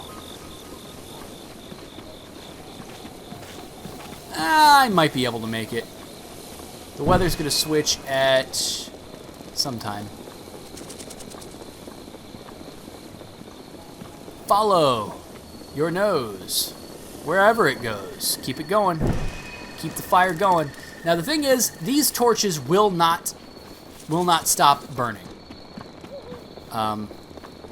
Even in rain, the blue fire will always go, so I'm literally taking the blue fire and migrating it closer and closer to Hateno Lab. So even if I don't make it, I won't have to go very far. And it looks like I will make it, in fact. I should be able to make it. It looks like it's like another hour or two. I think it's another 2 hours. Until,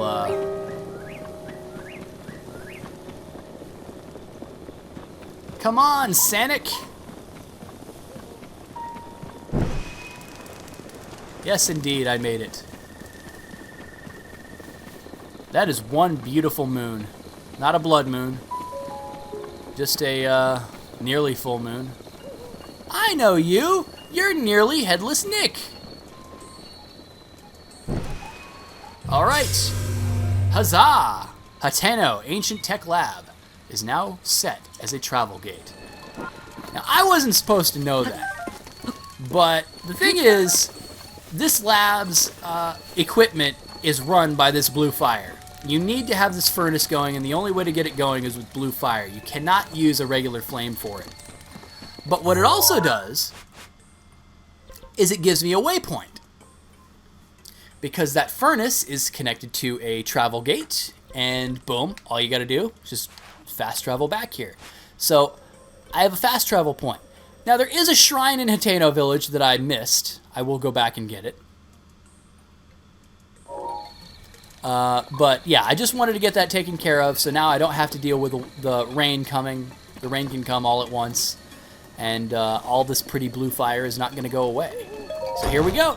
Open up the doors. Hi there. Humph. Wah! Linky? Is it really you? Now see, because I took care of this first, I really should have talked to them. Because I came to the lab, so I should have just talked to them. But this little girl, Pura,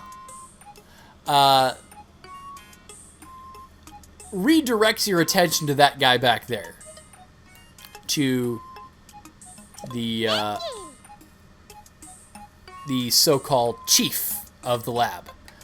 Snappity snap! No, no, no. Now is not the time for this.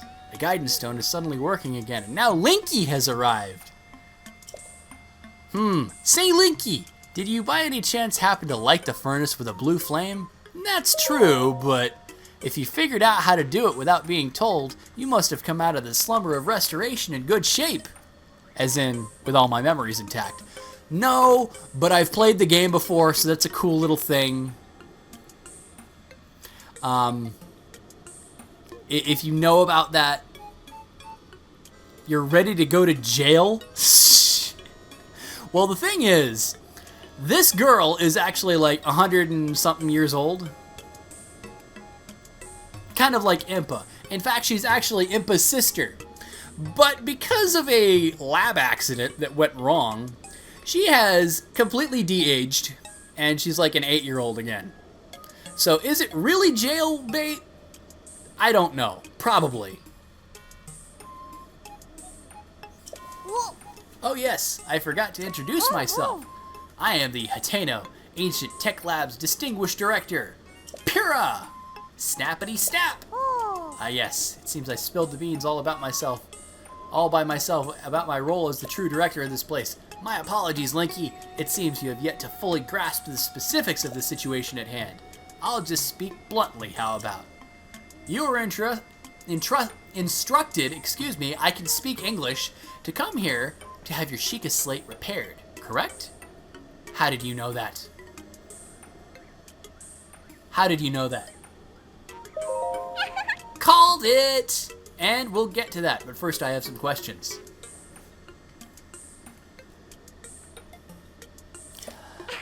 Anyway, Linky, do you remember any dreams from your time in the Slumber of Restoration? You don't look like you've changed a bit in the last 100 years, but certainly something must have happened in all that time. Well, no matter.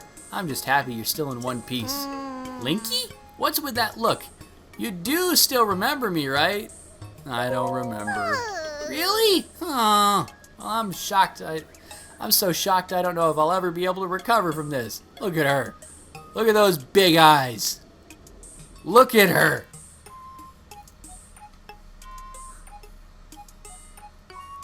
That is actually true. That is true, Mr. Puck. Jailbait only applies to 15, 16, 17. Pura is straight up pedo territory. Yeah, that's true. Even though 100 years ago I took you to the Shrine of Resurrection after Calamity Ganon fatally wounded you, Calamity Ganon did not fatally wound Link. We will see that later. Even though I was the one who put you safely in the Slumber of Restoration, despite all that, you still don't remember me?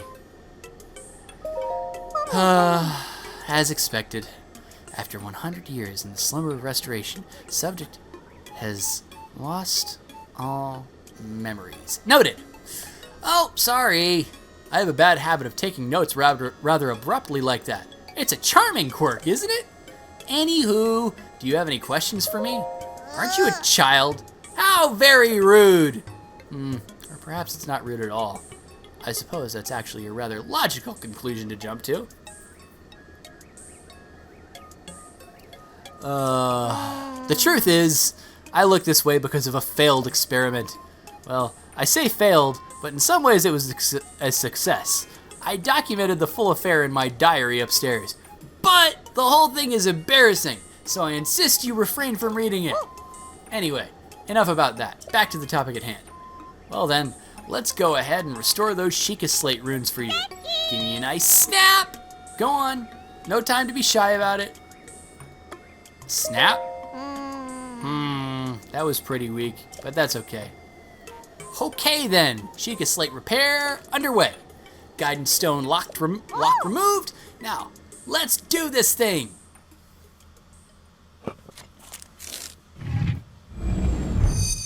No, it's not, Trey.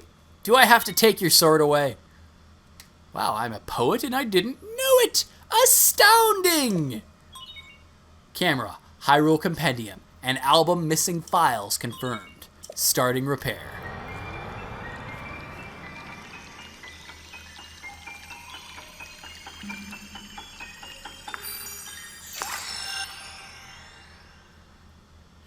I'm still trying to think of all of these emotes that I'm going to have to make if I do become an affiliate on Twitch.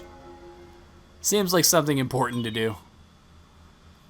Definitely need a either an Anthony Higgs emote or something else.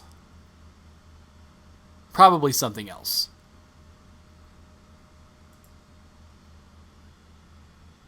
But yes, we have a camera on our Hyrulean iPad. Instantly render a visible image into a picture. Pictures created are saved in the album. It has a useful feature that connects to the Hyrule Compendium and automatically registers pictures of new entries. That fucking camera, man. I'll tell you what. That fucking camera. I hated filling this shit up. See, me, as a guy who needs to scan everything every fucking time I play Metroid Prime, this is a nightmare. This is a fucking nightmare to fill up.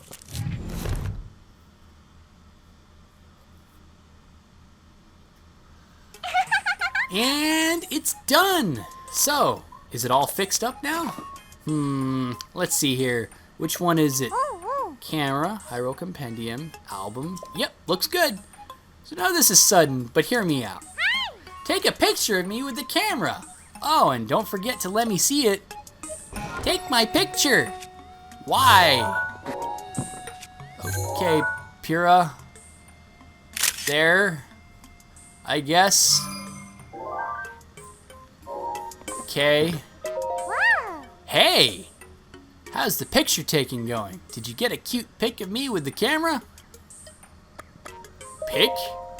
A picture is an image that is a perfect likeness of its subject. All you need to create one is a camera. Pictures of animals and objects will be automatically registered in the Hyrule Compendium. In other words, you should basically go and take pictures of anything and everything. Every item, okay, every weapon, every shield, every fucking plant, every animal, every enemy, everything needs to, every fucking, anything you can imagine to take a picture of, it's probably in the compendium. It is insane. Okay, we have creatures. But creatures isn't enough, because then you have monsters. See, creatures is just friendly things, like horses and fucking wildlife and shit like that. Then you have monsters. Okay? Then you have materials. Then you have equipment. Swords, shields. And then you have treasure. As if there are 385 fucking pictures to take. 385.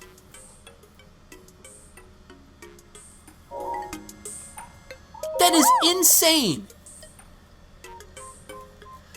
Yeah, I took one. Let me see. Here you go. Pyrrha! My, who is this beautiful young creature? I will not ever concur with that statement, Pyrrha. That is a life sentence waiting to happen. Huh? Oh, I guess that's my cue. Sorry, I kind of lost it there. It wasn't on purpose. It's not just a pretty girl in these images. Yes, there are some old landscape photos stored in the album. I knew Princess Zelda had made frequent use of the camera feature, but this? Hey Linky, it dawns on me that you were Princess Zelda's appointed knight, which means there's a strong possibility that you accompanied her to all the places where these pictures were taken. Oh right, the lost memory thing could prove troublesome. But don't lose hope, it just means that these pictures could be the missing piece to help restore your lost memories. If my hunch is correct, I suggest you check in with Impa. She knows more about Princess Zelda than even I do. Oh yeah, there's just one more thing I need from you. You don't have to worry about this until after you see Impa, but I want you to bring me back some ancient materials.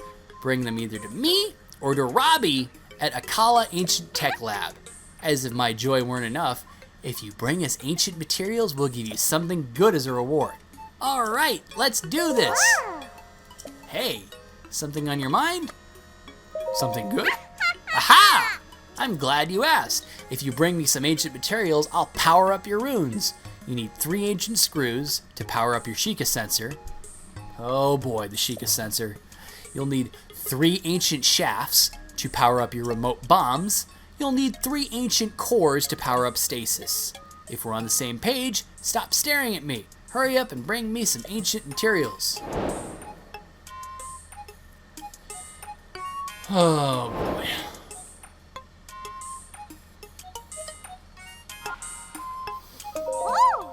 Hey, I think you should see Impa first, but if you're saying you already have some ancient materials, then why don't we go ahead and power up your Sheikah Slate? Ancient materials! Now then, in exchange for those ancient materials, I'll power up a rune and your Sheikah Slate. So, which rune do you want to power up? I do not have enough cores for stasis. However, I do have enough for remote bombs. Remote bomb power up time! Yahoo! I'll need 3 ancient shafts. And an epic snap! Here I go! Snap.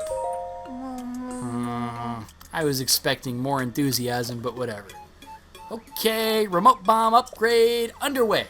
Guidance stone lock removed. Now let's do this thing.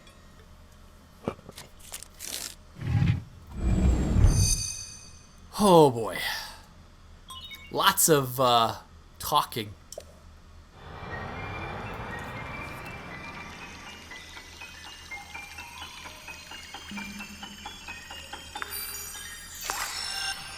Oh boy. I'm gonna probably have to eat when this stream is done, guys. So the odds of me going really long are pretty slim. So now I have Remote Bomb Plus. Powered up bombs now have a stronger blast and recharge faster. The force of the blast can... Okay. So they're stronger and they recharge faster. So you can kind of use it as a substitute for weapons, but it's still pretty shit in terms of the damage department. I don't know exactly how much damage they do compared to before, but I don't know. Social eating stream? No, that's not going to happen. Yahoo! My little Grindstone did the trick. If you have any other runes you'd like to power up, just let me know. I really don't want to power up this one, but since I have ancient materials, let's power up the Sheikah sensor. 3 ancient screws. Screws are the most common part. Screw you. And a cute snap. Okay, here, fine. I'll give you a snap. Hey ho, got it. Okay then, Sheikah sensor upgrade underway. Let's do this thing again. You want to pet her head? Trey, come on, dude. She's pixels. She's pixels and polygons. You don't need to pet anything.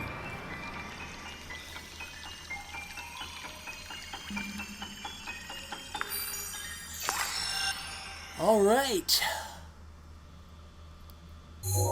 That's the next part done. The Sheikah Sensor Plus. Now, of course, there's this. The Sheikah Sensor Plus, what's different? It's been augmented to search for things other than shrines. So you have the ability to search for anything that is in your Hyrule Compendium. Now, since I have no Hyrule Compendium, I can't just search for shit. But say I were to take a picture of that torch that I picked up. Well, if I took a picture of the torch and set my Sheikah sensor to look for that, it would start quacking anytime I was near a torch. And it would show me the direction that the torch was in. Hence the case with every item, every enemy, every bit of wildlife, everything that you could want is there. But the problem is you have to take a picture of everything. And as I said, 386 fucking pictures is a lot. I gave mod power to Trey. I don't know. What have we done? What have I done?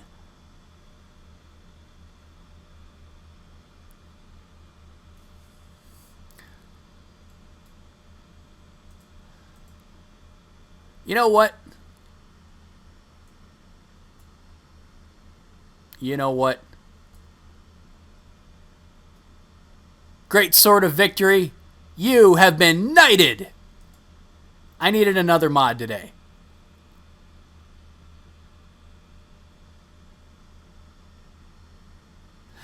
Why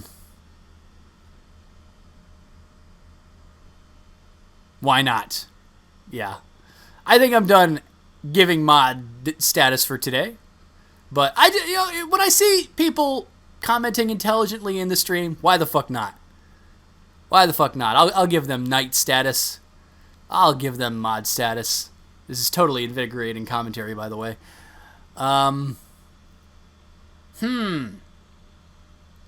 So there.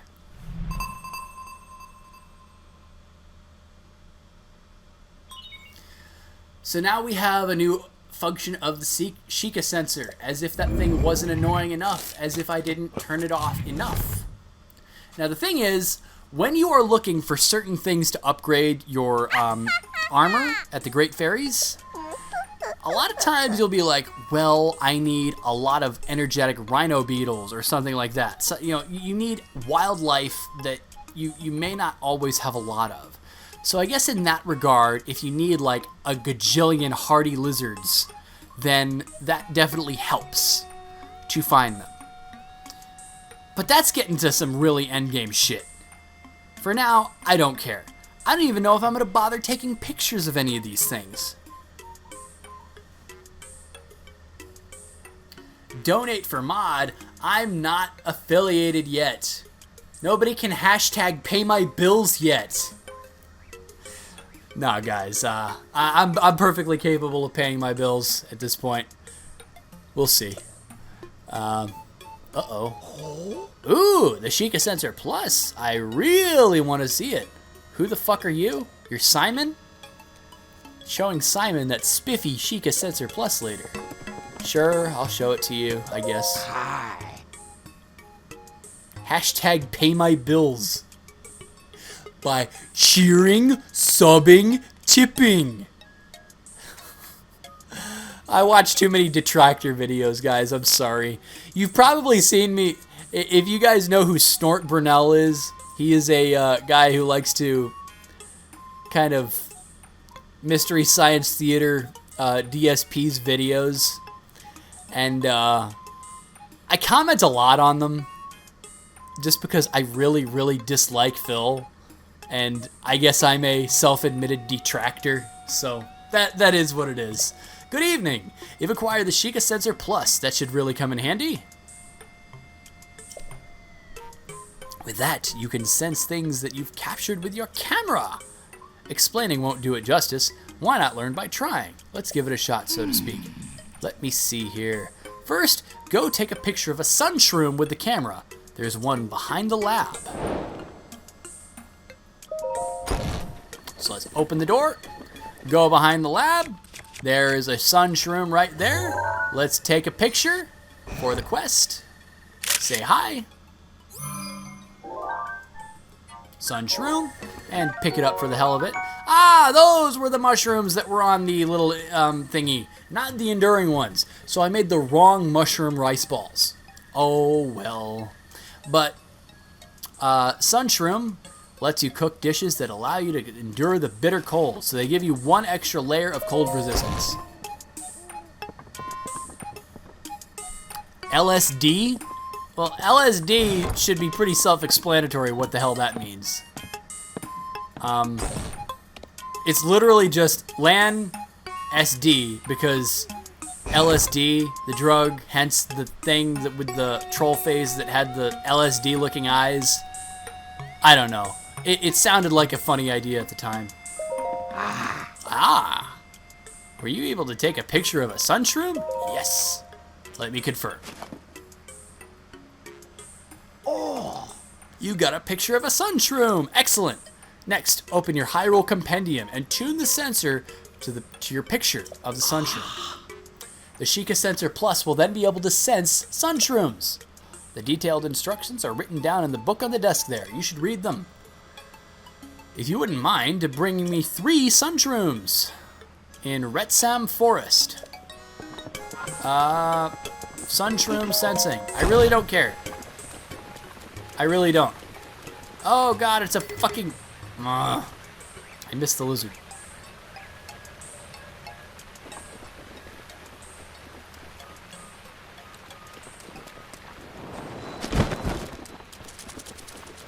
Oh, shit, it was a cricket. Damn it. Yes, fire weapon definitely helps for cold resistance. And that is a really cool thing. Like, when you have a torch out, or you have a flame blade, that by itself gives you one extra layer of cold resistance right there. So if you have a torch... Oh, shrine nearby.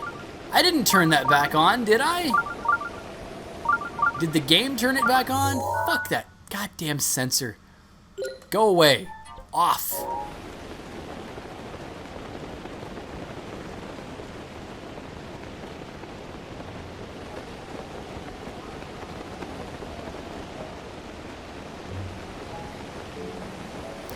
All right.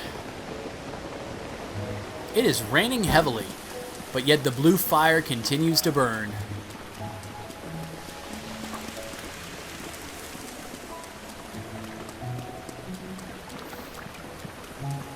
Yeah, that's a really cool feature. And correct me if I'm wrong, but doesn't the Frost Blade do the same thing for heat? Like, doesn't having a cold weapon, obviously not a torch because there's no cold torch, but doesn't having a cold weapon give you heat resistance? Indeed it does. See, there's so many cool things in this game that, like, make sense, but you wouldn't think that a game designer would think of that way. Like, things that make sense, things that would make sense in the real world, aren't always the case when it comes to game design. But this game, it's everywhere.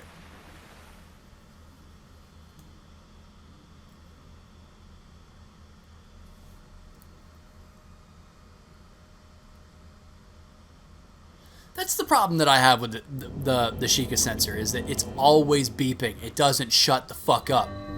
Oh god, this one. Oh, this puzzle. I hate this puzzle. Fuck. Oh boy. The ball in the maze. Boy, do I love this one. Now, hilariously enough, it was through DSP's This Is How You Don't, well, the This Is How You Don't Play Breath of the Wild, that I learned that you could literally flip this thing upside down and it's a flat surface underneath. See, I did not know that. I think it's hilarious that somebody like Phil would even find that out, but that's just like his MO.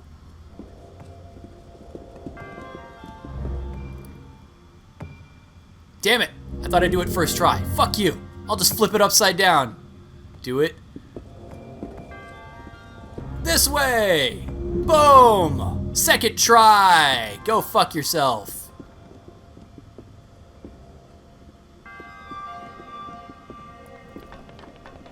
Well, I guess I didn't really hate this puzzle too much.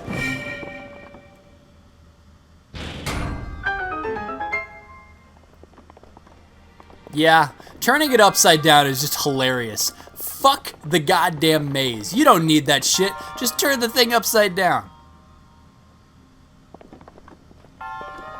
Don't feel bad for using Phil's strat. I feel bad for using Phil's anything. Okay? Phrenic Bow. Passed down through the Sheikah tribe. My inventory is full. So it's basically a Sheikah bow, right? Let us get rid of the Traveler's Bow and equip that one instead.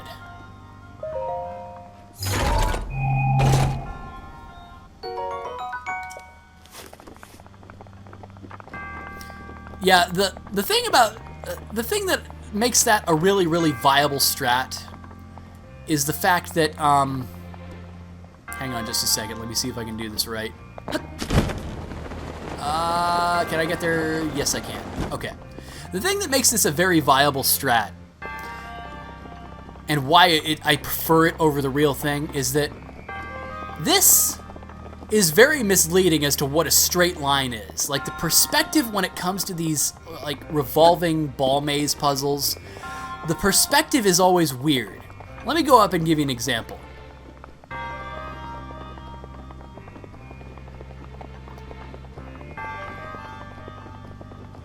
Actually, the one with 3 balls I considered relatively simple.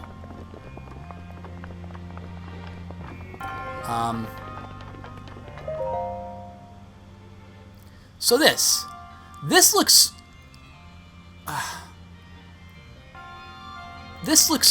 basically straight, but if you look at it, it's actually aiming more to the right side of this. That's what's so odd about the perspective of this, and it's why I don't really like these puzzles.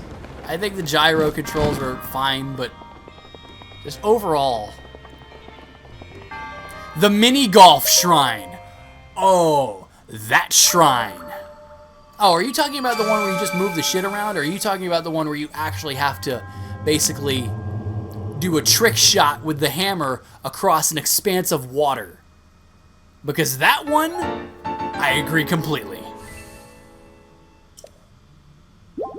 And I know the solution to that one now because I had to look up a fucking video.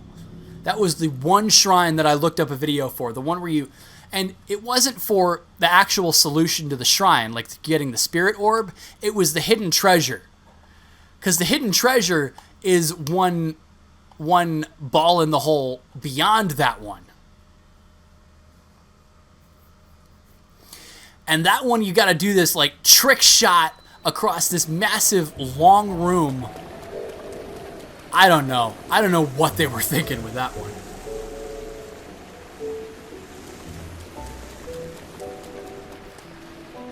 Oh, but yes. It is raining, raining, raining. Gotta love it. This looks like an interesting house. And look, it has an apple tree. And here, morning, Bolson. What are you doing? Who are you? I'm demolishing a vacant house. Times are tough. Not a lot of buyers, you know. Tear it down. I can buy it. Whoa, get a load of young moneybags. Just wants to buy it, huh? Okie doo. Let me lay it out for you. See this house? Been vacant for years. So the villagers had a meeting, argued, voted, and decided to tear it down. The demolition costs, with associated fees, permits, and other such details, come in at 50,000 rupees. What? 50,000 bucks? Are you fucking kidding me? 50,000 bucks. So when you say you want to buy it, you're talking about 50,000 rupees. You got that much on you? Fucking 50,000. How am I gonna get 50,000 bucks? Impossible. Heh, figured when I was your age, I had serious money problems too, so I know how it feels all too well. Alright, look. Here's the deal. Just for you, I'll cut you a special price of 3,000 rupees.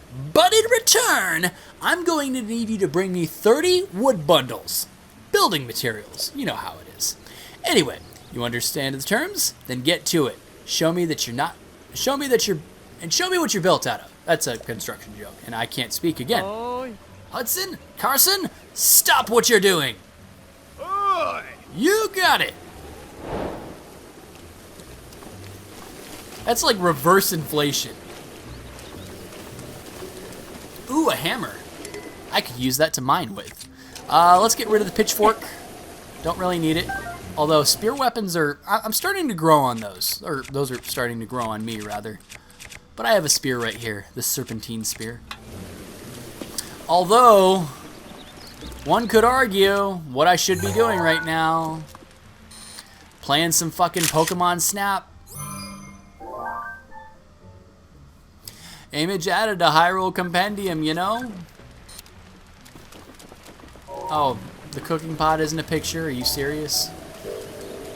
Is a rock a picture? No, it's not, of course. A lot of people have theorized that this actually was Link's house before shit hit the fan. That he did live in Hateno Village before everything. So it's entirely possible.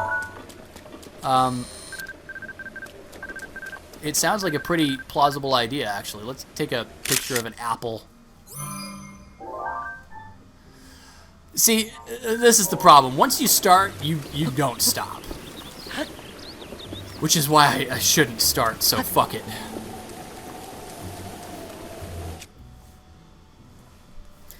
Oh my god, guys. What to do.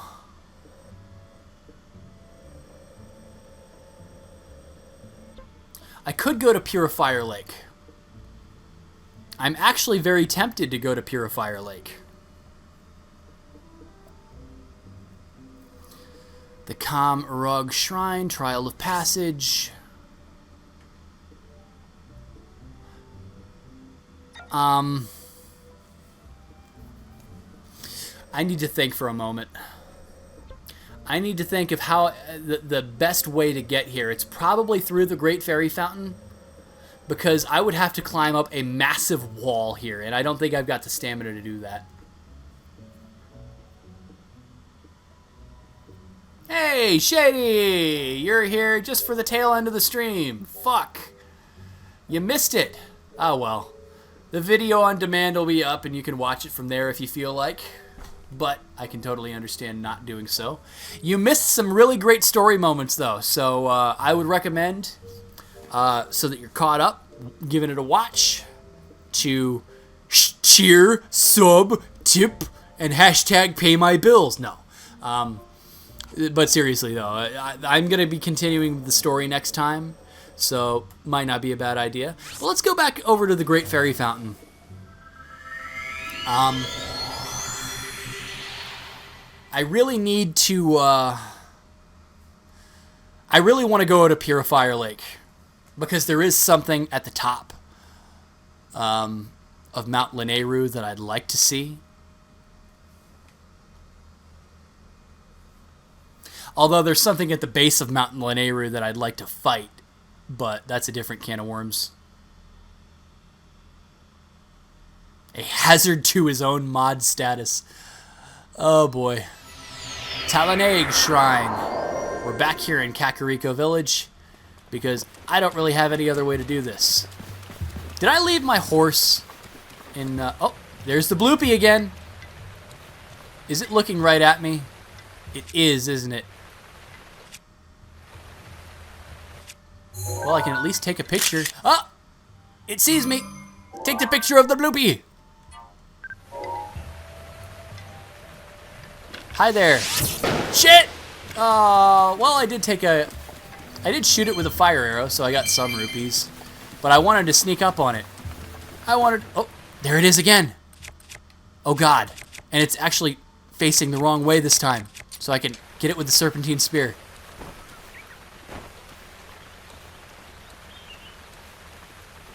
Get it with a fully charged shot.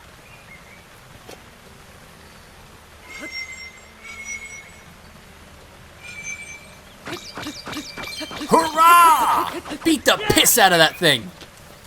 More money. Hashtag delicious money to hashtag pay my bills.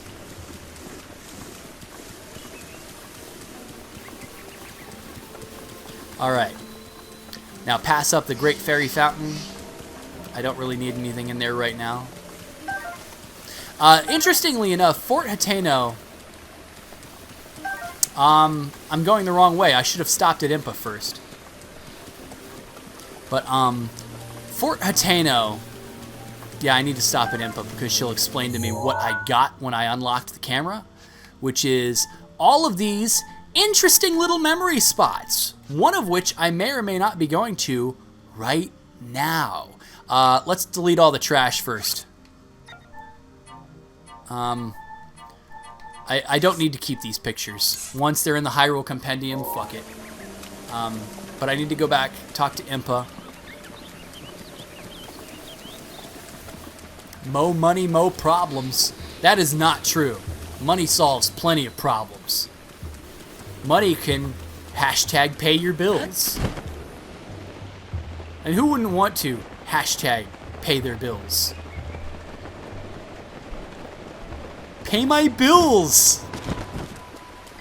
But see, knowing me, what's gonna end up happening is that I'm gonna like Twitch so much that I might even start following in DSP's fucking footsteps and start...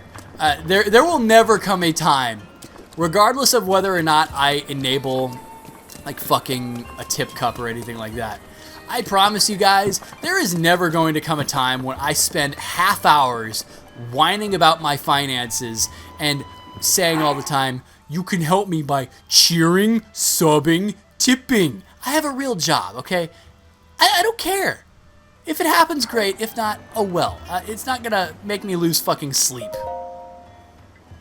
Huh?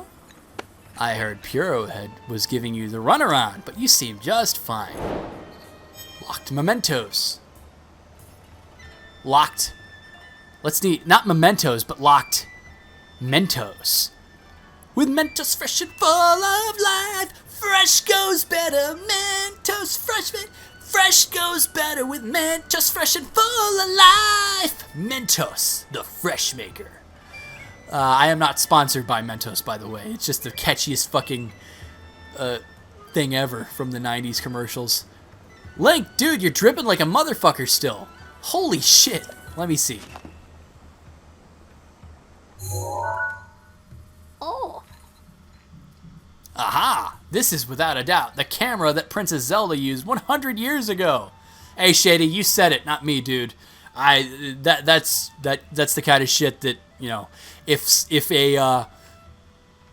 a guy promotes that shit, it's against terms of service, and DSP has promoted that shit countless times, so he should be banned, but whatever. Enough about Phil for right now. Let's just finish up for the stream now. This is without a doubt the camera that Princess Zelda used 100 years ago. That is a great shot of Hyrule Castle.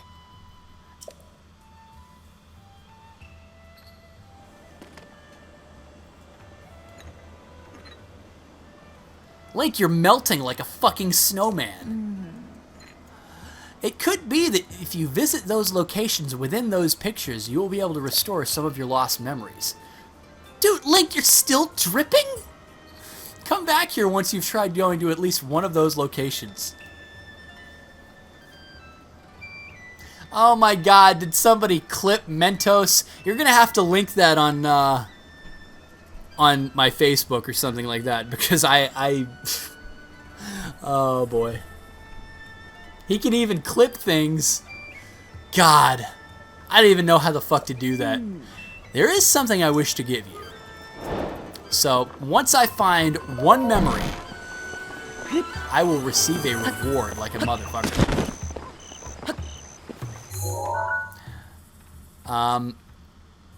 Now it's a question of deciding what you feel like doing. So this is obviously in front of Hyrule Castle.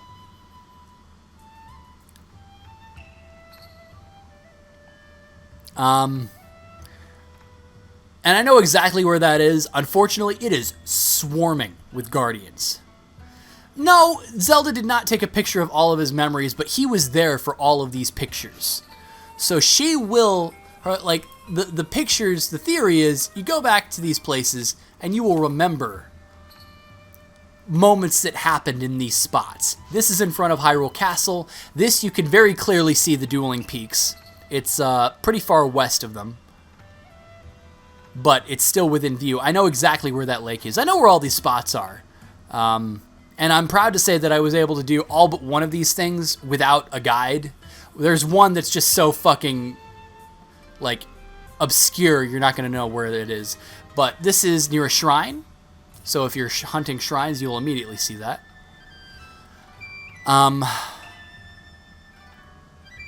And you can obviously see Meadow flying there up north, or to the, that's probably east, facing east towards, you can see the Rito Village rock, you can see Meadow, so it gives you a good idea of where these places are based on the area around here. This is obviously Gerudo Desert.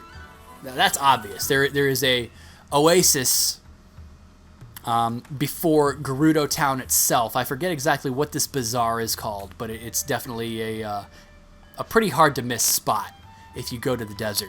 This, as I recall,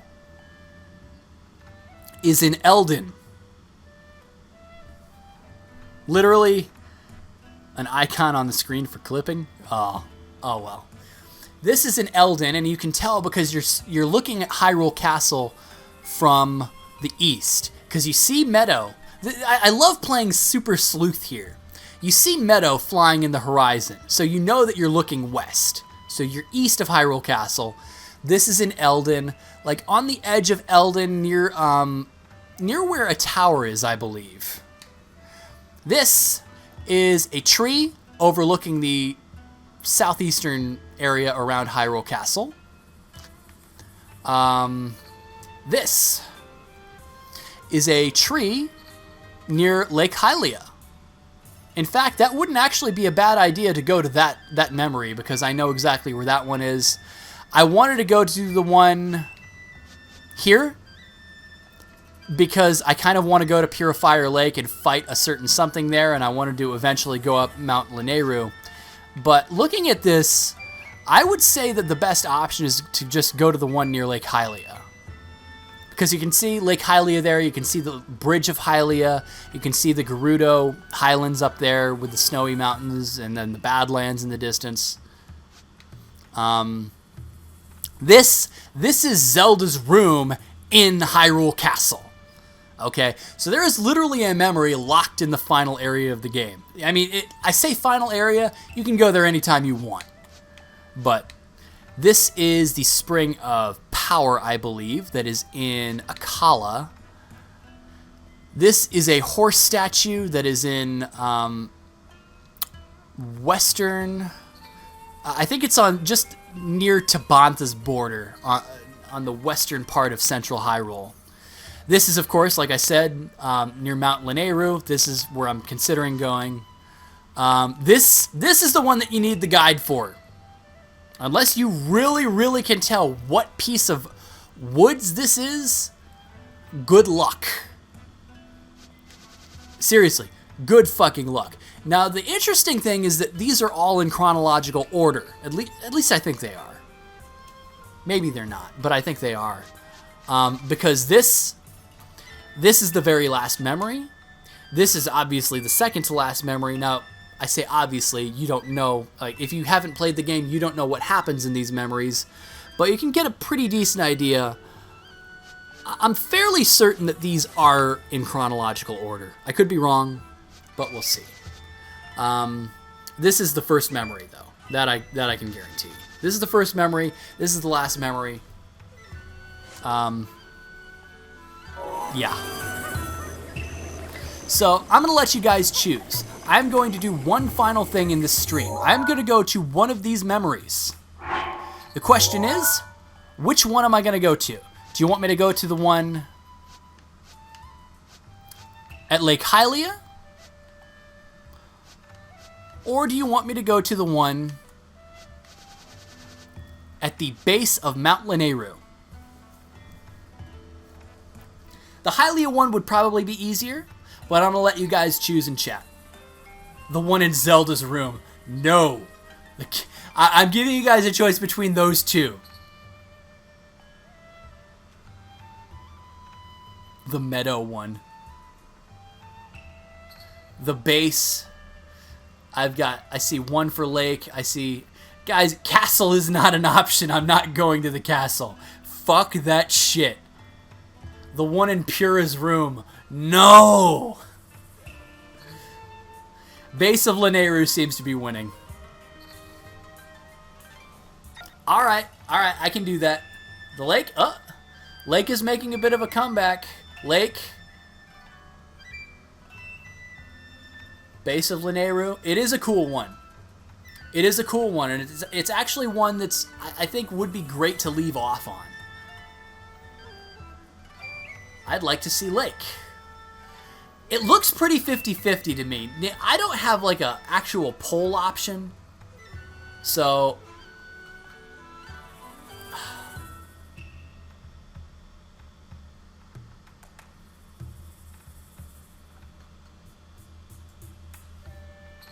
I am not going to get that Hylian shield for quite a while, because I'm not going to the castle for quite a while. I gotta do straw poll for this shit. Okay.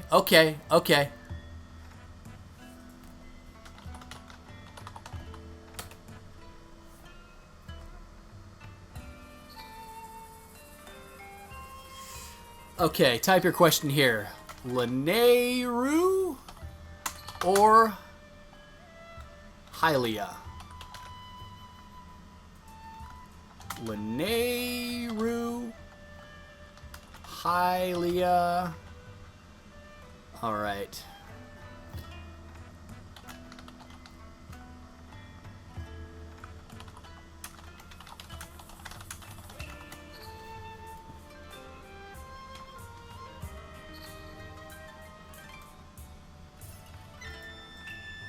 Okay, guys, I'm going to post the link in chat. We're going to do a straw poll.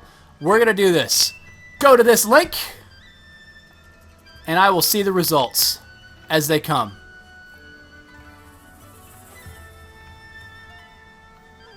Laneru seems to be winning. Guys, Castle is a joke option. Do not pick that one. No. Oh my god. The pie keeps moving.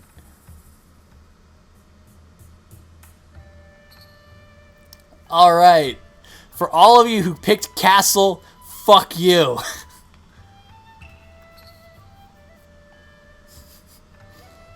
I spelled castle wrong. No, I didn't. Troll. Joke does not win. Yes, I did not get my internet upgraded. It's actually an option on the Elgato. And that's what's crazy to me. I saw it. It didn't look like it was something that I could actually toggle. But it is.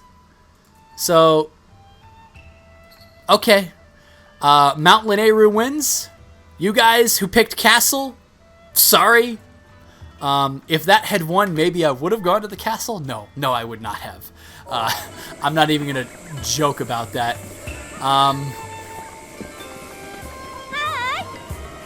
Let's just go up and head towards Mount Laneru then. To everyone in the chat, get that ass banned. No. I'm not gonna be a fucking LTG. Obviously, if somebody's like super fucking disruptive, like that one douchebag was on our first stream, but everybody's been cool since then, guys. I'm really impressed. I'm really impressed that I've got some really fucking mature fans who just are willing to shoot the shit and have a grand old time. So thank you guys for coming. I will in fact go to Mount Laneru because that was the winner. It's probably the better memory between the two. So yeah.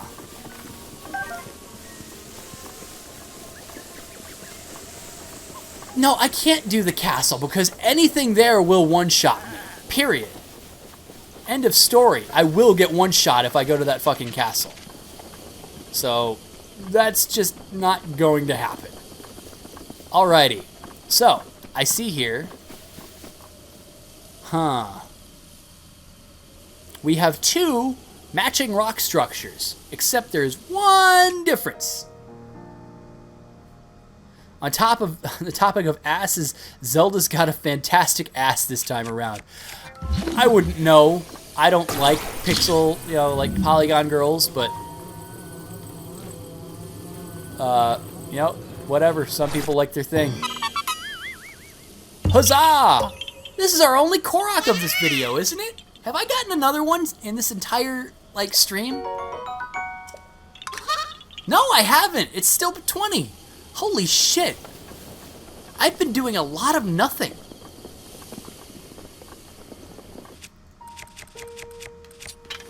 Alright, iron sledgehammer. Let's do some mining. Ooh, a piece of amber and some flint. Not that I care about the flint.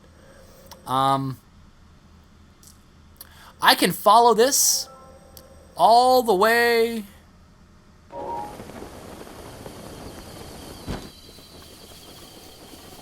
Yeah, this is the only one in the video. Laneru Road, Westgate. Who are you? Who are you? Grumble. About a year ago, I was walking along the road here at night when suddenly I saw a blinding light in the sky. You are a traveler. Traveler, huh? Who are you? Are you really a traveler? Because if we know anything about the word traveler, when my eyes finally adjusted, I found myself looking at a shimmering object floating overhead. I couldn't look away.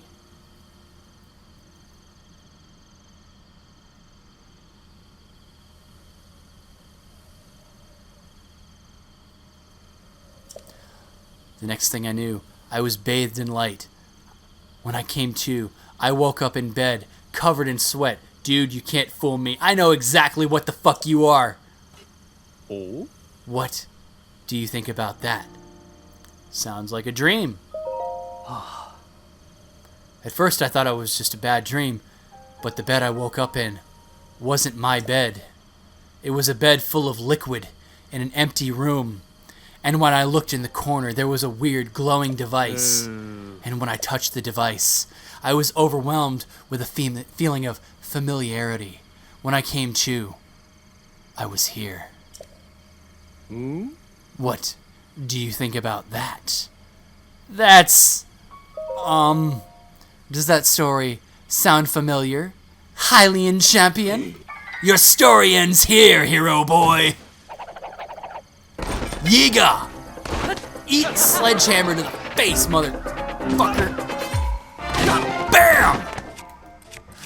And eat serpentine spear. Fuck. I'm obviously dodging the wrong way when I do that. So, as we've learned, 3 for 3. We got mighty bananas and some rupees. 3 for 3. Those are Yiga clan. Anytime it says traveler.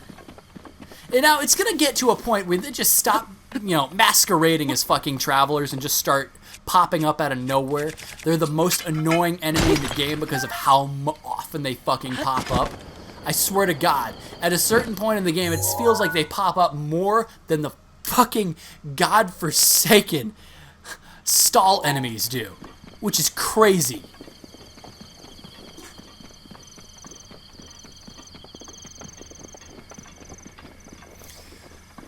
All right.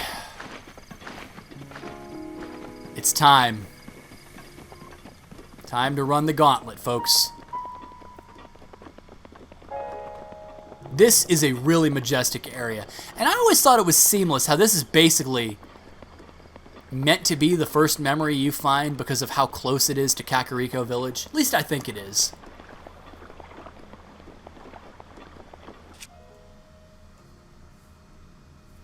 You not being able to get one-shotted about most things. Most attacks are incapable of one-shotting in normal mode. Guardians, maybe Lionels, horses, but those are the only things that can one-shot you. I have heard that there is usually a, it'll give you a 1/4 heart safety net, where even if you lose all your health in one shot,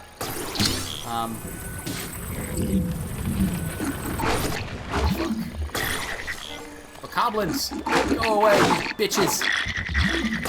Boy, blue Bokoblins have really lost their edge, haven't they? Eat fucking box! Spiked Boko Club. Flurry Rush, motherfucker! Die! Alright. We got some stuff. We got some boxes.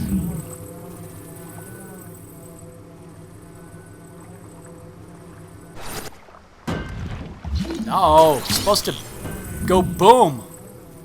Box didn't go boom. There we go. Box went boom. We got... Oh, I lost a green rupee. Fuck.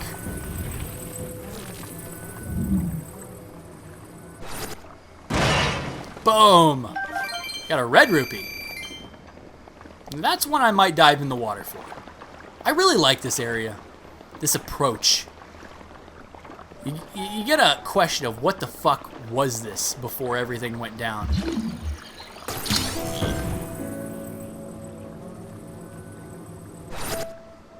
Boom! Blackened crab. It was already cooked? Hi there! Eat a fire arrow to the face, motherfucker. Ooh, that had to hurt. Ow.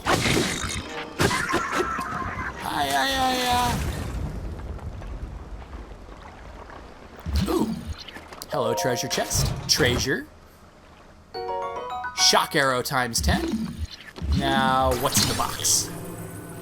Let's smash the box. I said smash the box.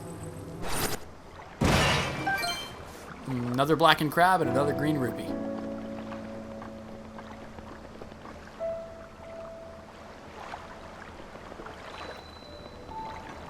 Laneru Promenade. I do love this area. It is so freaking atmospheric. That waterfall. I love the clouds. With them moving that fast, it really looks ominous. There are Lizalfas here. So I do want to kind of be careful and not stay in the water too long.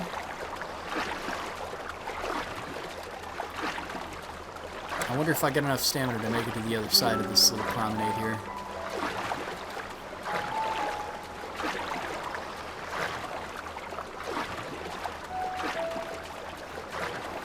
I actually can get the... Oh my god, I didn't even notice this lily pad circle here. I'm going to have to do something about that because it's obviously another Korok. I think I can get the stream on archive onto YouTube, and I probably should before too long. I'm just a lazy motherfucker. I do want to try and split it up into decent little chunks. Not like fucking DSP level 10 minutes at a time bullshit. But, you know, something of decent length. But like I said before, when I watch a really long video, as of late, for some reason, YouTube doesn't have a habit of saving my progress. And I don't expect people to watch a fucking 3-hour stream archive in one sitting. I mean, if you guys are here, that's one thing. But to expect people to watch a recording that has no interaction, then probably not.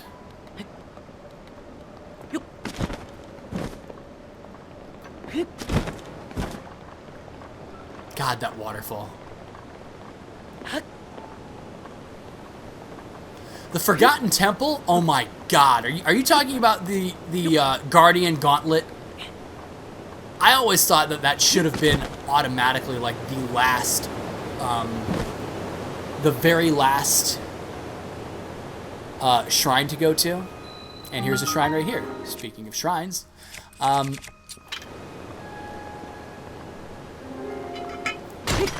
Yeah, that one. Because that is the spot of the reward for 120 shrines. So I always thought that the other 119 shrines should have been like there, and then it puts you on that quest for the 120th, because it's such like a climactic point in the game with all of those fucking guardians there. Like you're dealing with half a dozen guardians in one room.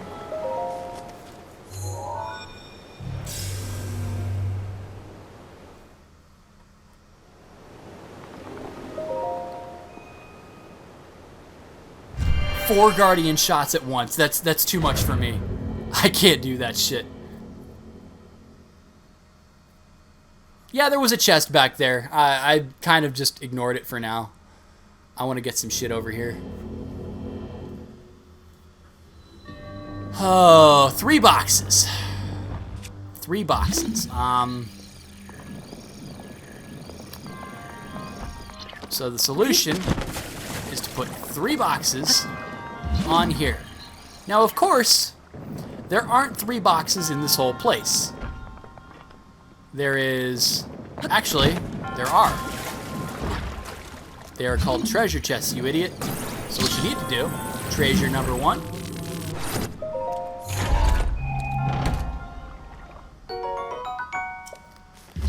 But the thing about the Guardians is that I have noticed, like, certain Guardians, like, depending on how close you are, if I, like, block a shot, like, block it but not parry it, I have noticed that sometimes they will shoot another one, like, really fucking quickly right after that. That just sounds weird to me. So we've got another treasure chest. So let us use a regular arrow. Knock this down. I said knock this down. Boom! And there we go. Get 3 boxes.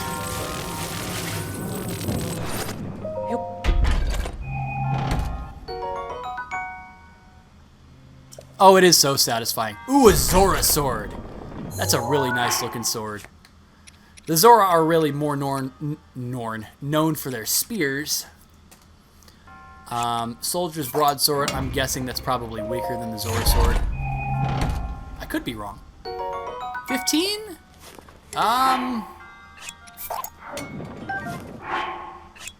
Yeah, it's stronger by 1, but it looks so much cooler. The ornamentation that adorns this blade is traditional Zora design. It is forged from a very durable and rust-proof metal. Very interesting. Now, it's funny because the soldier's weapons you guys remember the rusted weapon. Like the rusted sword, the rusted spear, all the rusted weapons. Those are actually, and I may be doing this wrong. In fact, I probably am. Nope, it's enough weight.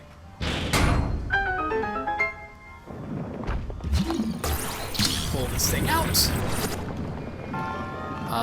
Just looking here. Nope, nothing in there. Soldier weapons can basically, you can basically turn the the rusted weapons into soldier weapons if you do one very specific thing. Speaking of annoying, I gotta jump on top of this. That gives me enough height to do this. Say hi. Do I have all the chests? Yes, I do. And shrine done. Throw a rusty weapon at an Octorok and it becomes a soldier's weapon. Because the Octorok will suck it up, and theoretically, it will basically take away all the rust. I don't understand how that works, but it's a thing.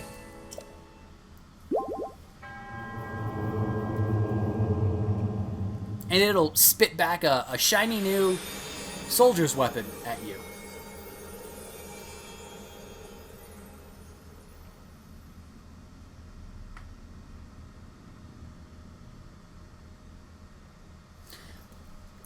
Isn't it like a specific type of Octorok, like those ones on Death Mountain? Yes, the Octoroks on Death Mountain. The ones in the water don't actually like suck stuff up. It's the ones that suck stuff up and the ones on Death Mountain that actually do that. I was thinking to myself, it doesn't sound right. Just all Octoroks. It's specific Octoroks. All right.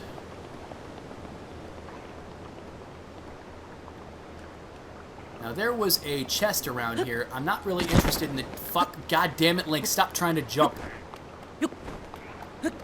I'm flying, Mario. I'm flying. Just have faith. Jump. I'm gonna shoot you in the face because I can. Hello there. How did it feel to get shot in the face? In the face! In the face! Fire arrows. Cool. Dude, you suck.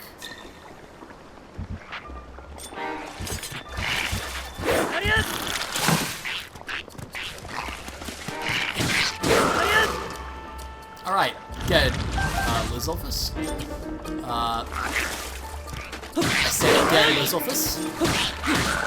Die. Okay. What I wanted to do was do this jump, because it's kind of a cool jump.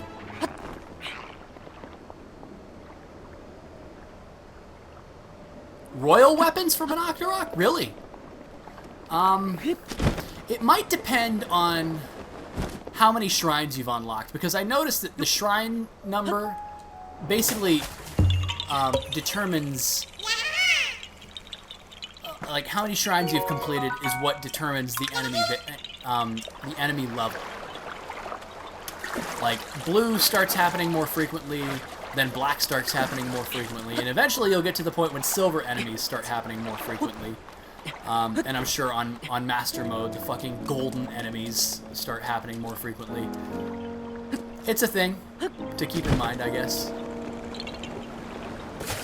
But I'm pretty sure that the determinant number is your shrine count.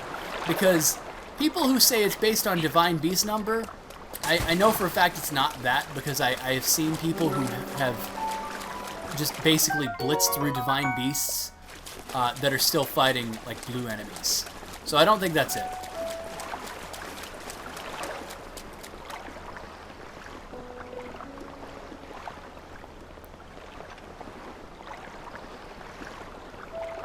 But if you were able to turn a rusty weapon into a, oh god. I didn't even see you guys. But if you were to turn, oh god, there's a black one. Oh shit, that might one-shot me.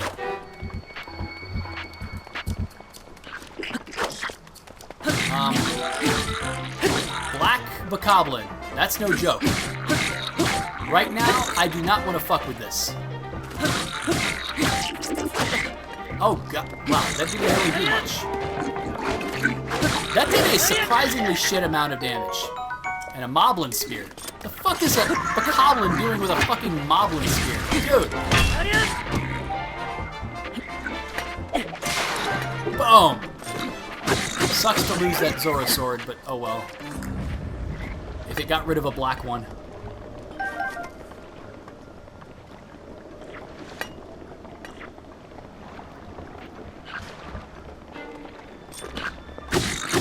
You can't use stasis to freeze an enemy until you actually upgrade stasis. I have not upgraded stasis yet because I need power cores or ancient cores, and I do not have enough of those. I have one. I believe I have one. Yeah, you don't get those from just the stationary guardians. You've got to find a stronger type of guardian in order to do that. And that's a bit of a problem. Just this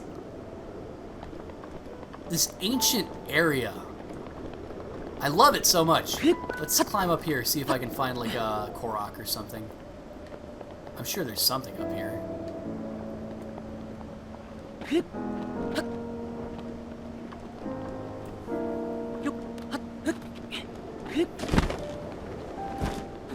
Yeah, I don't really use stasis a whole lot to freeze enemies because it doesn't last long enough for my taste.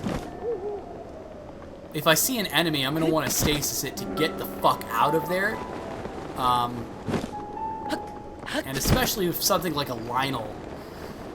I don't use stasis a whole lot because I'm not very good at reacting to an attack that's about to fuck me up.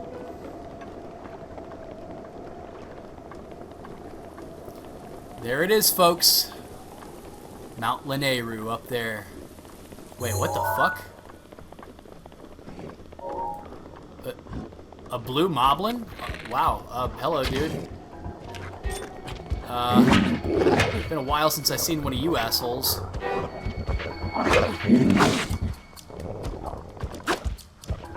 I'm doing this wrong. This guy's going to fuck me up. I'm trying to parry, but I can't parry because I don't have the right thing equipped. Let's eat some food right in front of this shitty Moblin. Let's equip an actual one-handed weapon so that I can do this right.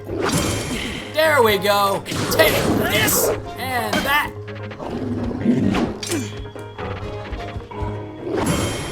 Boom! Bam! Fuck you! Bye! Bye! Dead! Parrying like a pro. I'm not that great at parrying, unless it's a Guardian Laser, to be brutally honest, so I'm kind of glad that I'm getting the timing a little bit better.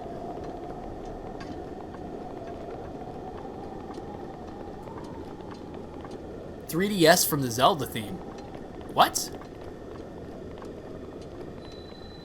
Laneru Road, East Gate. So we started from the West Gate, way back at the Great Fairy Fountain. We made our way through all of this, and here we are. Laneru Road. Boy, oh boy. Doesn't this look familiar, guys?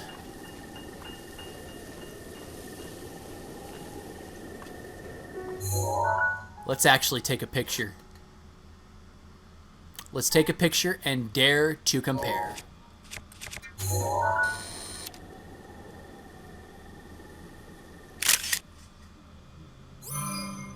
There's a bit of a glow there. Actually, let's do this again. Let's compare how the gate looked before to how it looks now.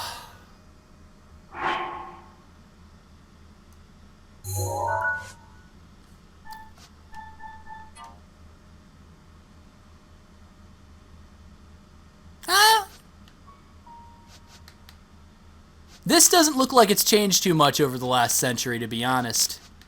One of the very few things in the memories that have not. That actually does nothing to do with the Hyrule Compendium. I just like to compare shots. Let's get rid of that one because it's got a glow on it. I just like to compare shots of before and after. But that is actually unnecessary. Actually, let me take this fucking hood off. I don't like the way it looks in these cutscenes. Let's equip this again. Equip this again. Just because a little bit of a cutscene happens here. So, recall.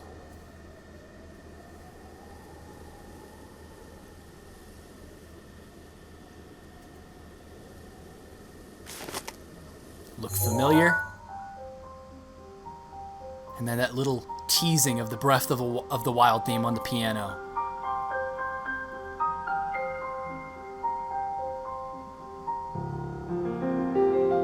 Fuck. Just chills. Think back and remember.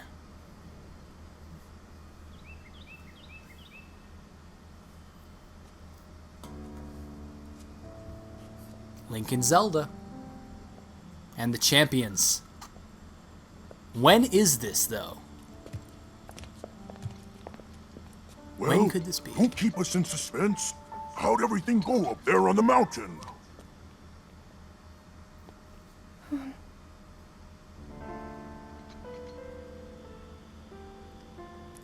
So you didn't feel anything? No power at all? I'm sorry, no. Then let's move on. You've done all you could. Best voice actor Feeling in the sorry game. for yourself won't be of any help. After Verbosa. all, it's not like your last shot was up there on Mount Laneru. Anything could finally spark the power to seal Ganon away. We just have to keep looking for that thing. That's kind of you. Thank you. If I may, I thought you... Well, I'm not sure how to put this into words. I'm actually quite embarrassed to say it. But I was thinking about what I do when I'm healing. You know, what usually goes through my mind. It helps when I think about...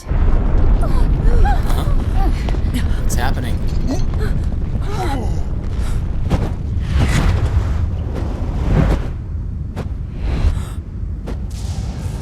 Whoa. This is the moment. This is when it happened, guys. The memory of the beginning of the It's end. here. This is it then. Are you sure? Positive. It's awake. Ganon.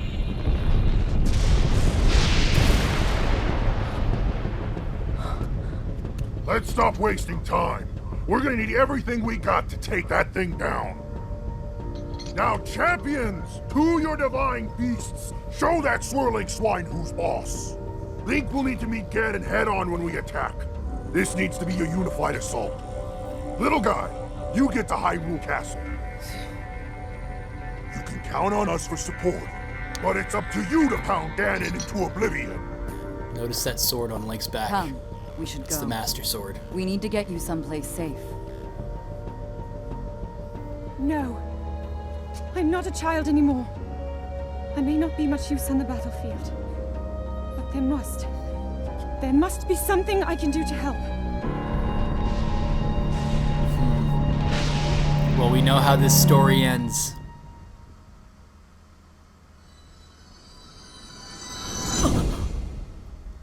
Now, just like in Metroid Prime, guys, I adore when the story of a game is its own collectible. And you see Laneru Road Eastgate. It'll actually show you what it is after you've discovered it. Not that it matters, because you don't need to go back to it. But you can always go back and watch memories right here. Zelda's efforts at the Spring of Wisdom on Mount Laneru bear no fruit. Upon completing her descent down the mountain, she and the champions witness the awakening of Ganon. No joke. This is where they were at when the apocalypse hit. And Calamity Ganon took his steps. And this is also where you guys may see a certain something. I want armor. I'm going to actually max out on the armor that I have. Just so that I can do this. Because, I don't know if you guys see him. I do. Oh god. That is a big fucking sword. Let's go say hi, shall we? I think I'm equipped to do this now. Oh, hell no. No, you don't. Bam! Oh my god, that hurt. This is why I don't like parrying.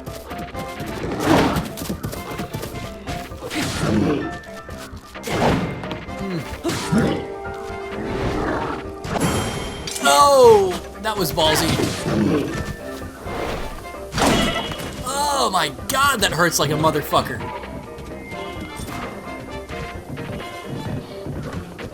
I'm gonna try parrying. This is practice time. There we go. This is basically just a parry practice section. Oh, I can't parry with a fucking spear, you idiot. Get rid of the spear. Fuck. Oh, that was pixel perfect. Oh! Oh shit, that hurt. Alright. I got practice to do on this department, guys. Admittedly. Oh! Get that ass banned. Oh my god, fucking shit. I'm terrible. Oh! Alright, I'm out of one-handed weapons, so now I'm really fucked. Unless I'm gonna hit him with a fucking torch. Moblin Spear. Let's do a Flurry Rush. Flurry Rush is better anyway.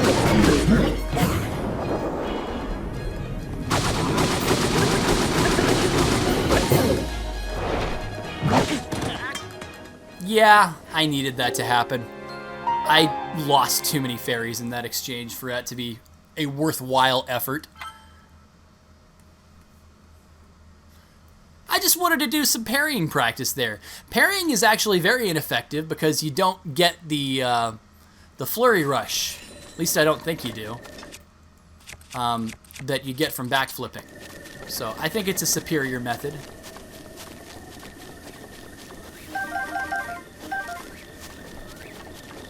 But I'm going to kill this moblin. And now that I have...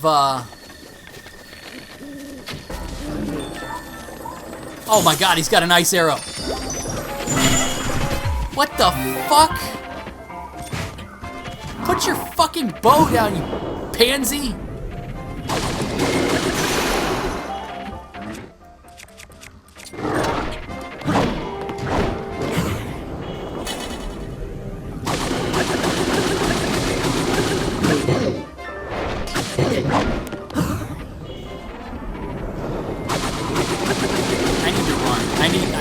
I'm losing too much on my spear. Actually, oh, I'm trying to parry. I can't parry. Fuck. Oh.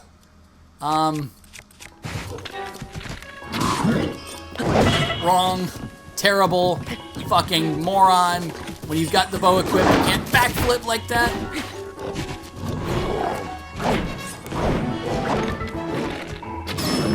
Oh, in the face. That's what I wanted. This is what I wanted to do, because I wanted to hit him with the 8-fold long blade.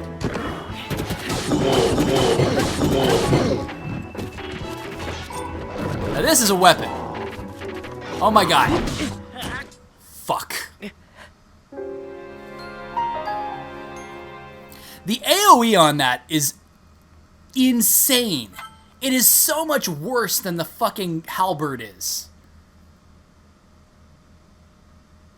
I don't understand that. Like, why is the AoE on that fucking jumping sword strike so huge? I get that you're supposed to have the shield up, to basically block it, but that seems like unnecessary damage.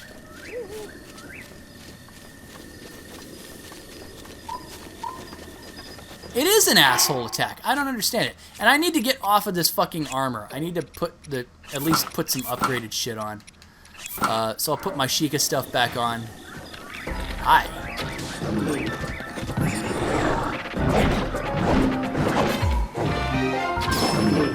Alright. 8-fold long blade.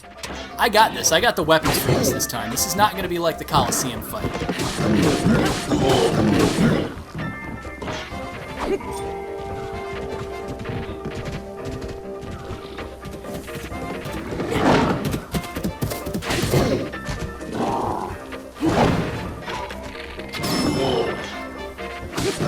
Get that ass banned. Hylian rice just by chopping grass? Seriously? That seems a little weird.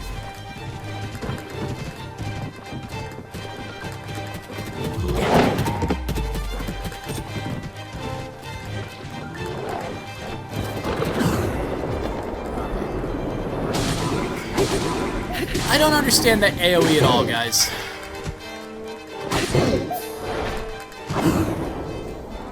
I really don't. But it really doesn't matter, because I am on pace to fuck this dude up seriously now.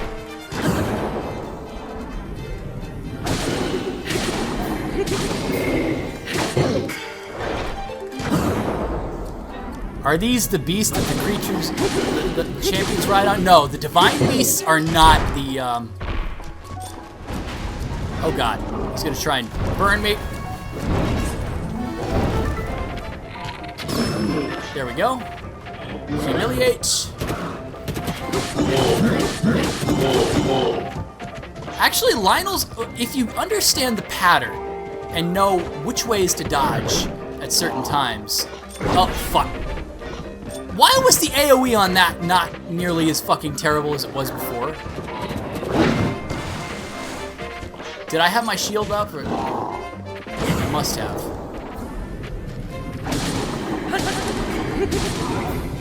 Daruk riding a Lionel. Yes, that does sound... Oh, god damn it! I wanted to switch the weapon and it didn't switch.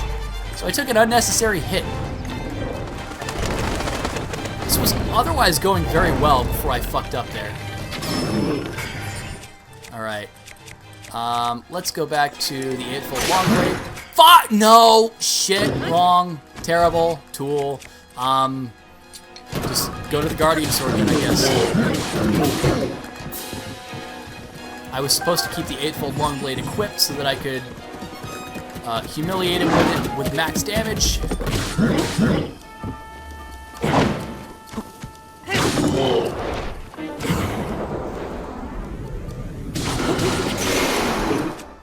Alright. This is all I need, guys. This, literally, if you get the backflip timing for these assholes, this is no problem. This is cake. You might take a hit or two here and there if you fuck up at certain times, but Lionels are, I find, easy.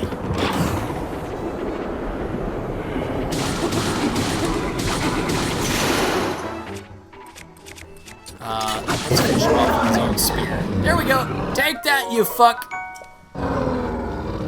My first sword Lionel of the game killed. Lionel sword. Ice arrows times 10.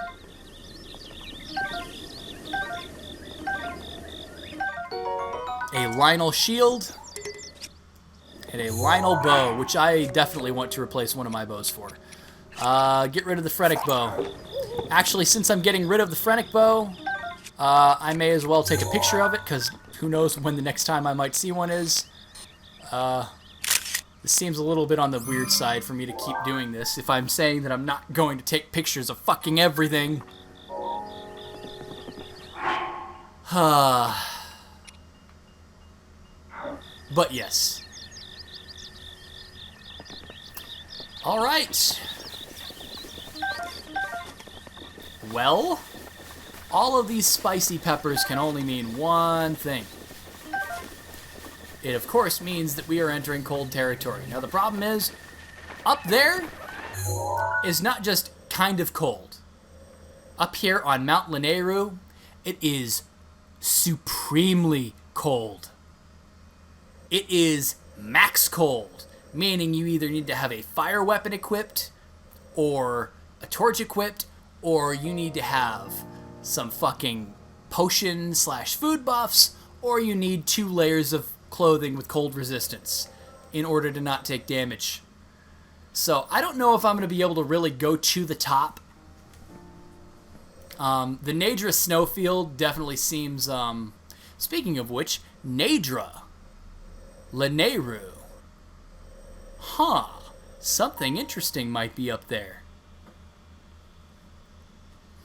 But, I'm gonna go back. Jesus, I really fucking... Laneru Road really does fucking wind, doesn't it? But let's go back. Kakariko Village. What did I say I would do? I said I would find a memory. Legendary Super Cold.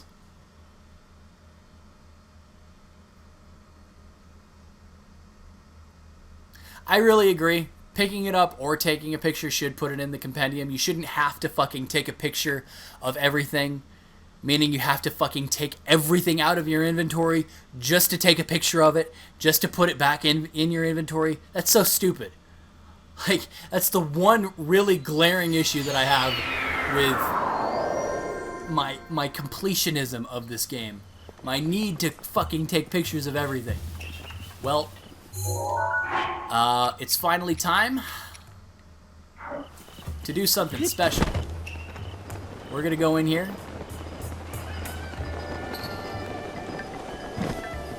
Don't worry, I died a couple times.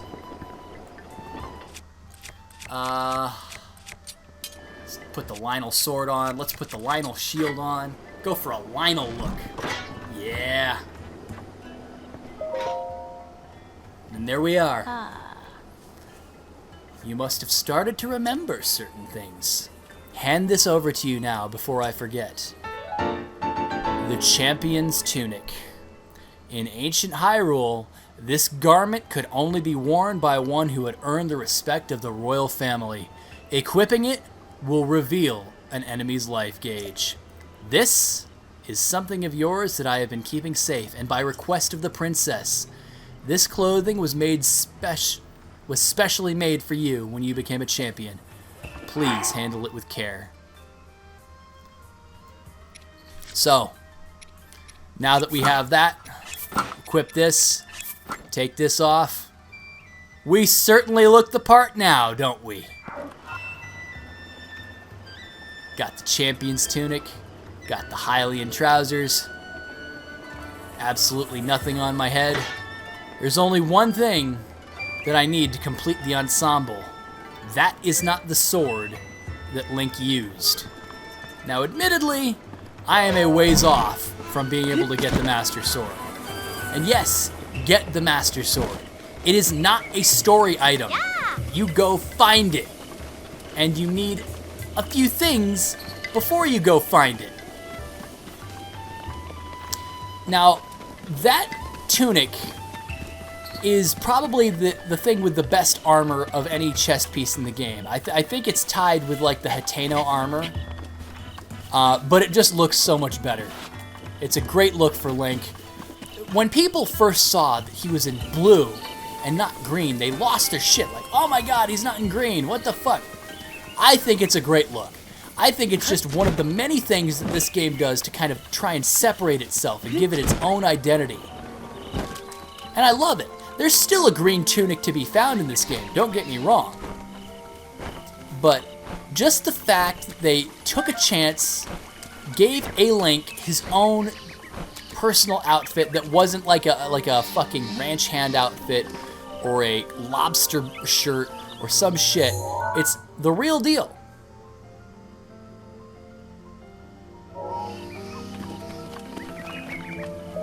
And let's go add some power. Say hi to the Great Fairy, who, Shady, you're gonna have to go back and find how we saved the Great Fairy. We # paid her bills. And all we need is 3 silent princesses and the Champion's Tunic to upgrade it 1 slot.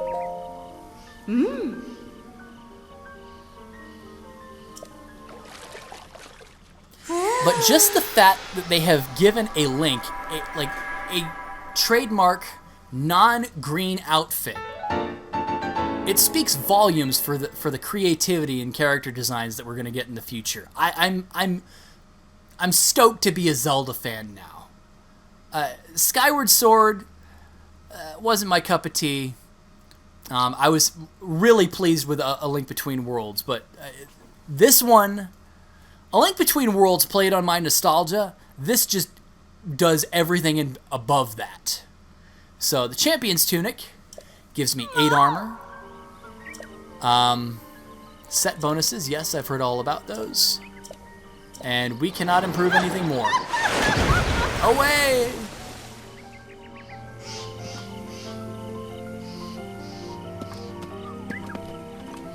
It's still on your backlog, A Link Between Worlds? Oh, it needs to be on your front log. It's a great game. I love A Link Between Worlds so much. And that's actually very, very good armor. 8 is my chest guard and my stealth tights all in one. And those are upgraded. So it's been a very productive day as far as story goes, guys. I've gotten the skitty from Impa, and I got 1 memory. My horsey Aggro is still in Hateno village. I'll have to go back and get her, or him, whichever it is. But we have our mission. Let's go to the adventure log, main quest, free the divine beasts. We have our goal. We have our 4 destinations: Death Mountain, Zora's Domain, Rito Village, and Gerudo Desert. Not necessarily in that order. I'm probably going to do the traditional order, at least the traditional start, which is Zora first. It's been a really fun stream. I've run long again, even though I'm hungry as fuck. I did say I wanted to get that memory, and I'm a man of my word, guys, so I hope you guys enjoyed. For those of you who showed up late, feel free to go back and watch, because you did miss some important story at the start of the video. But other than that, hope you guys enjoyed, and I will see you Monday, same bat time, same bat channel, Monday, 7 p.m. Eastern Time, for the very next part. Whether I fuck around or whether I go after the first Divine Beast, I don't know. We'll figure it out. So, one last time, hope you guys have enjoyed. I will see you guys next time. Good night, everybody.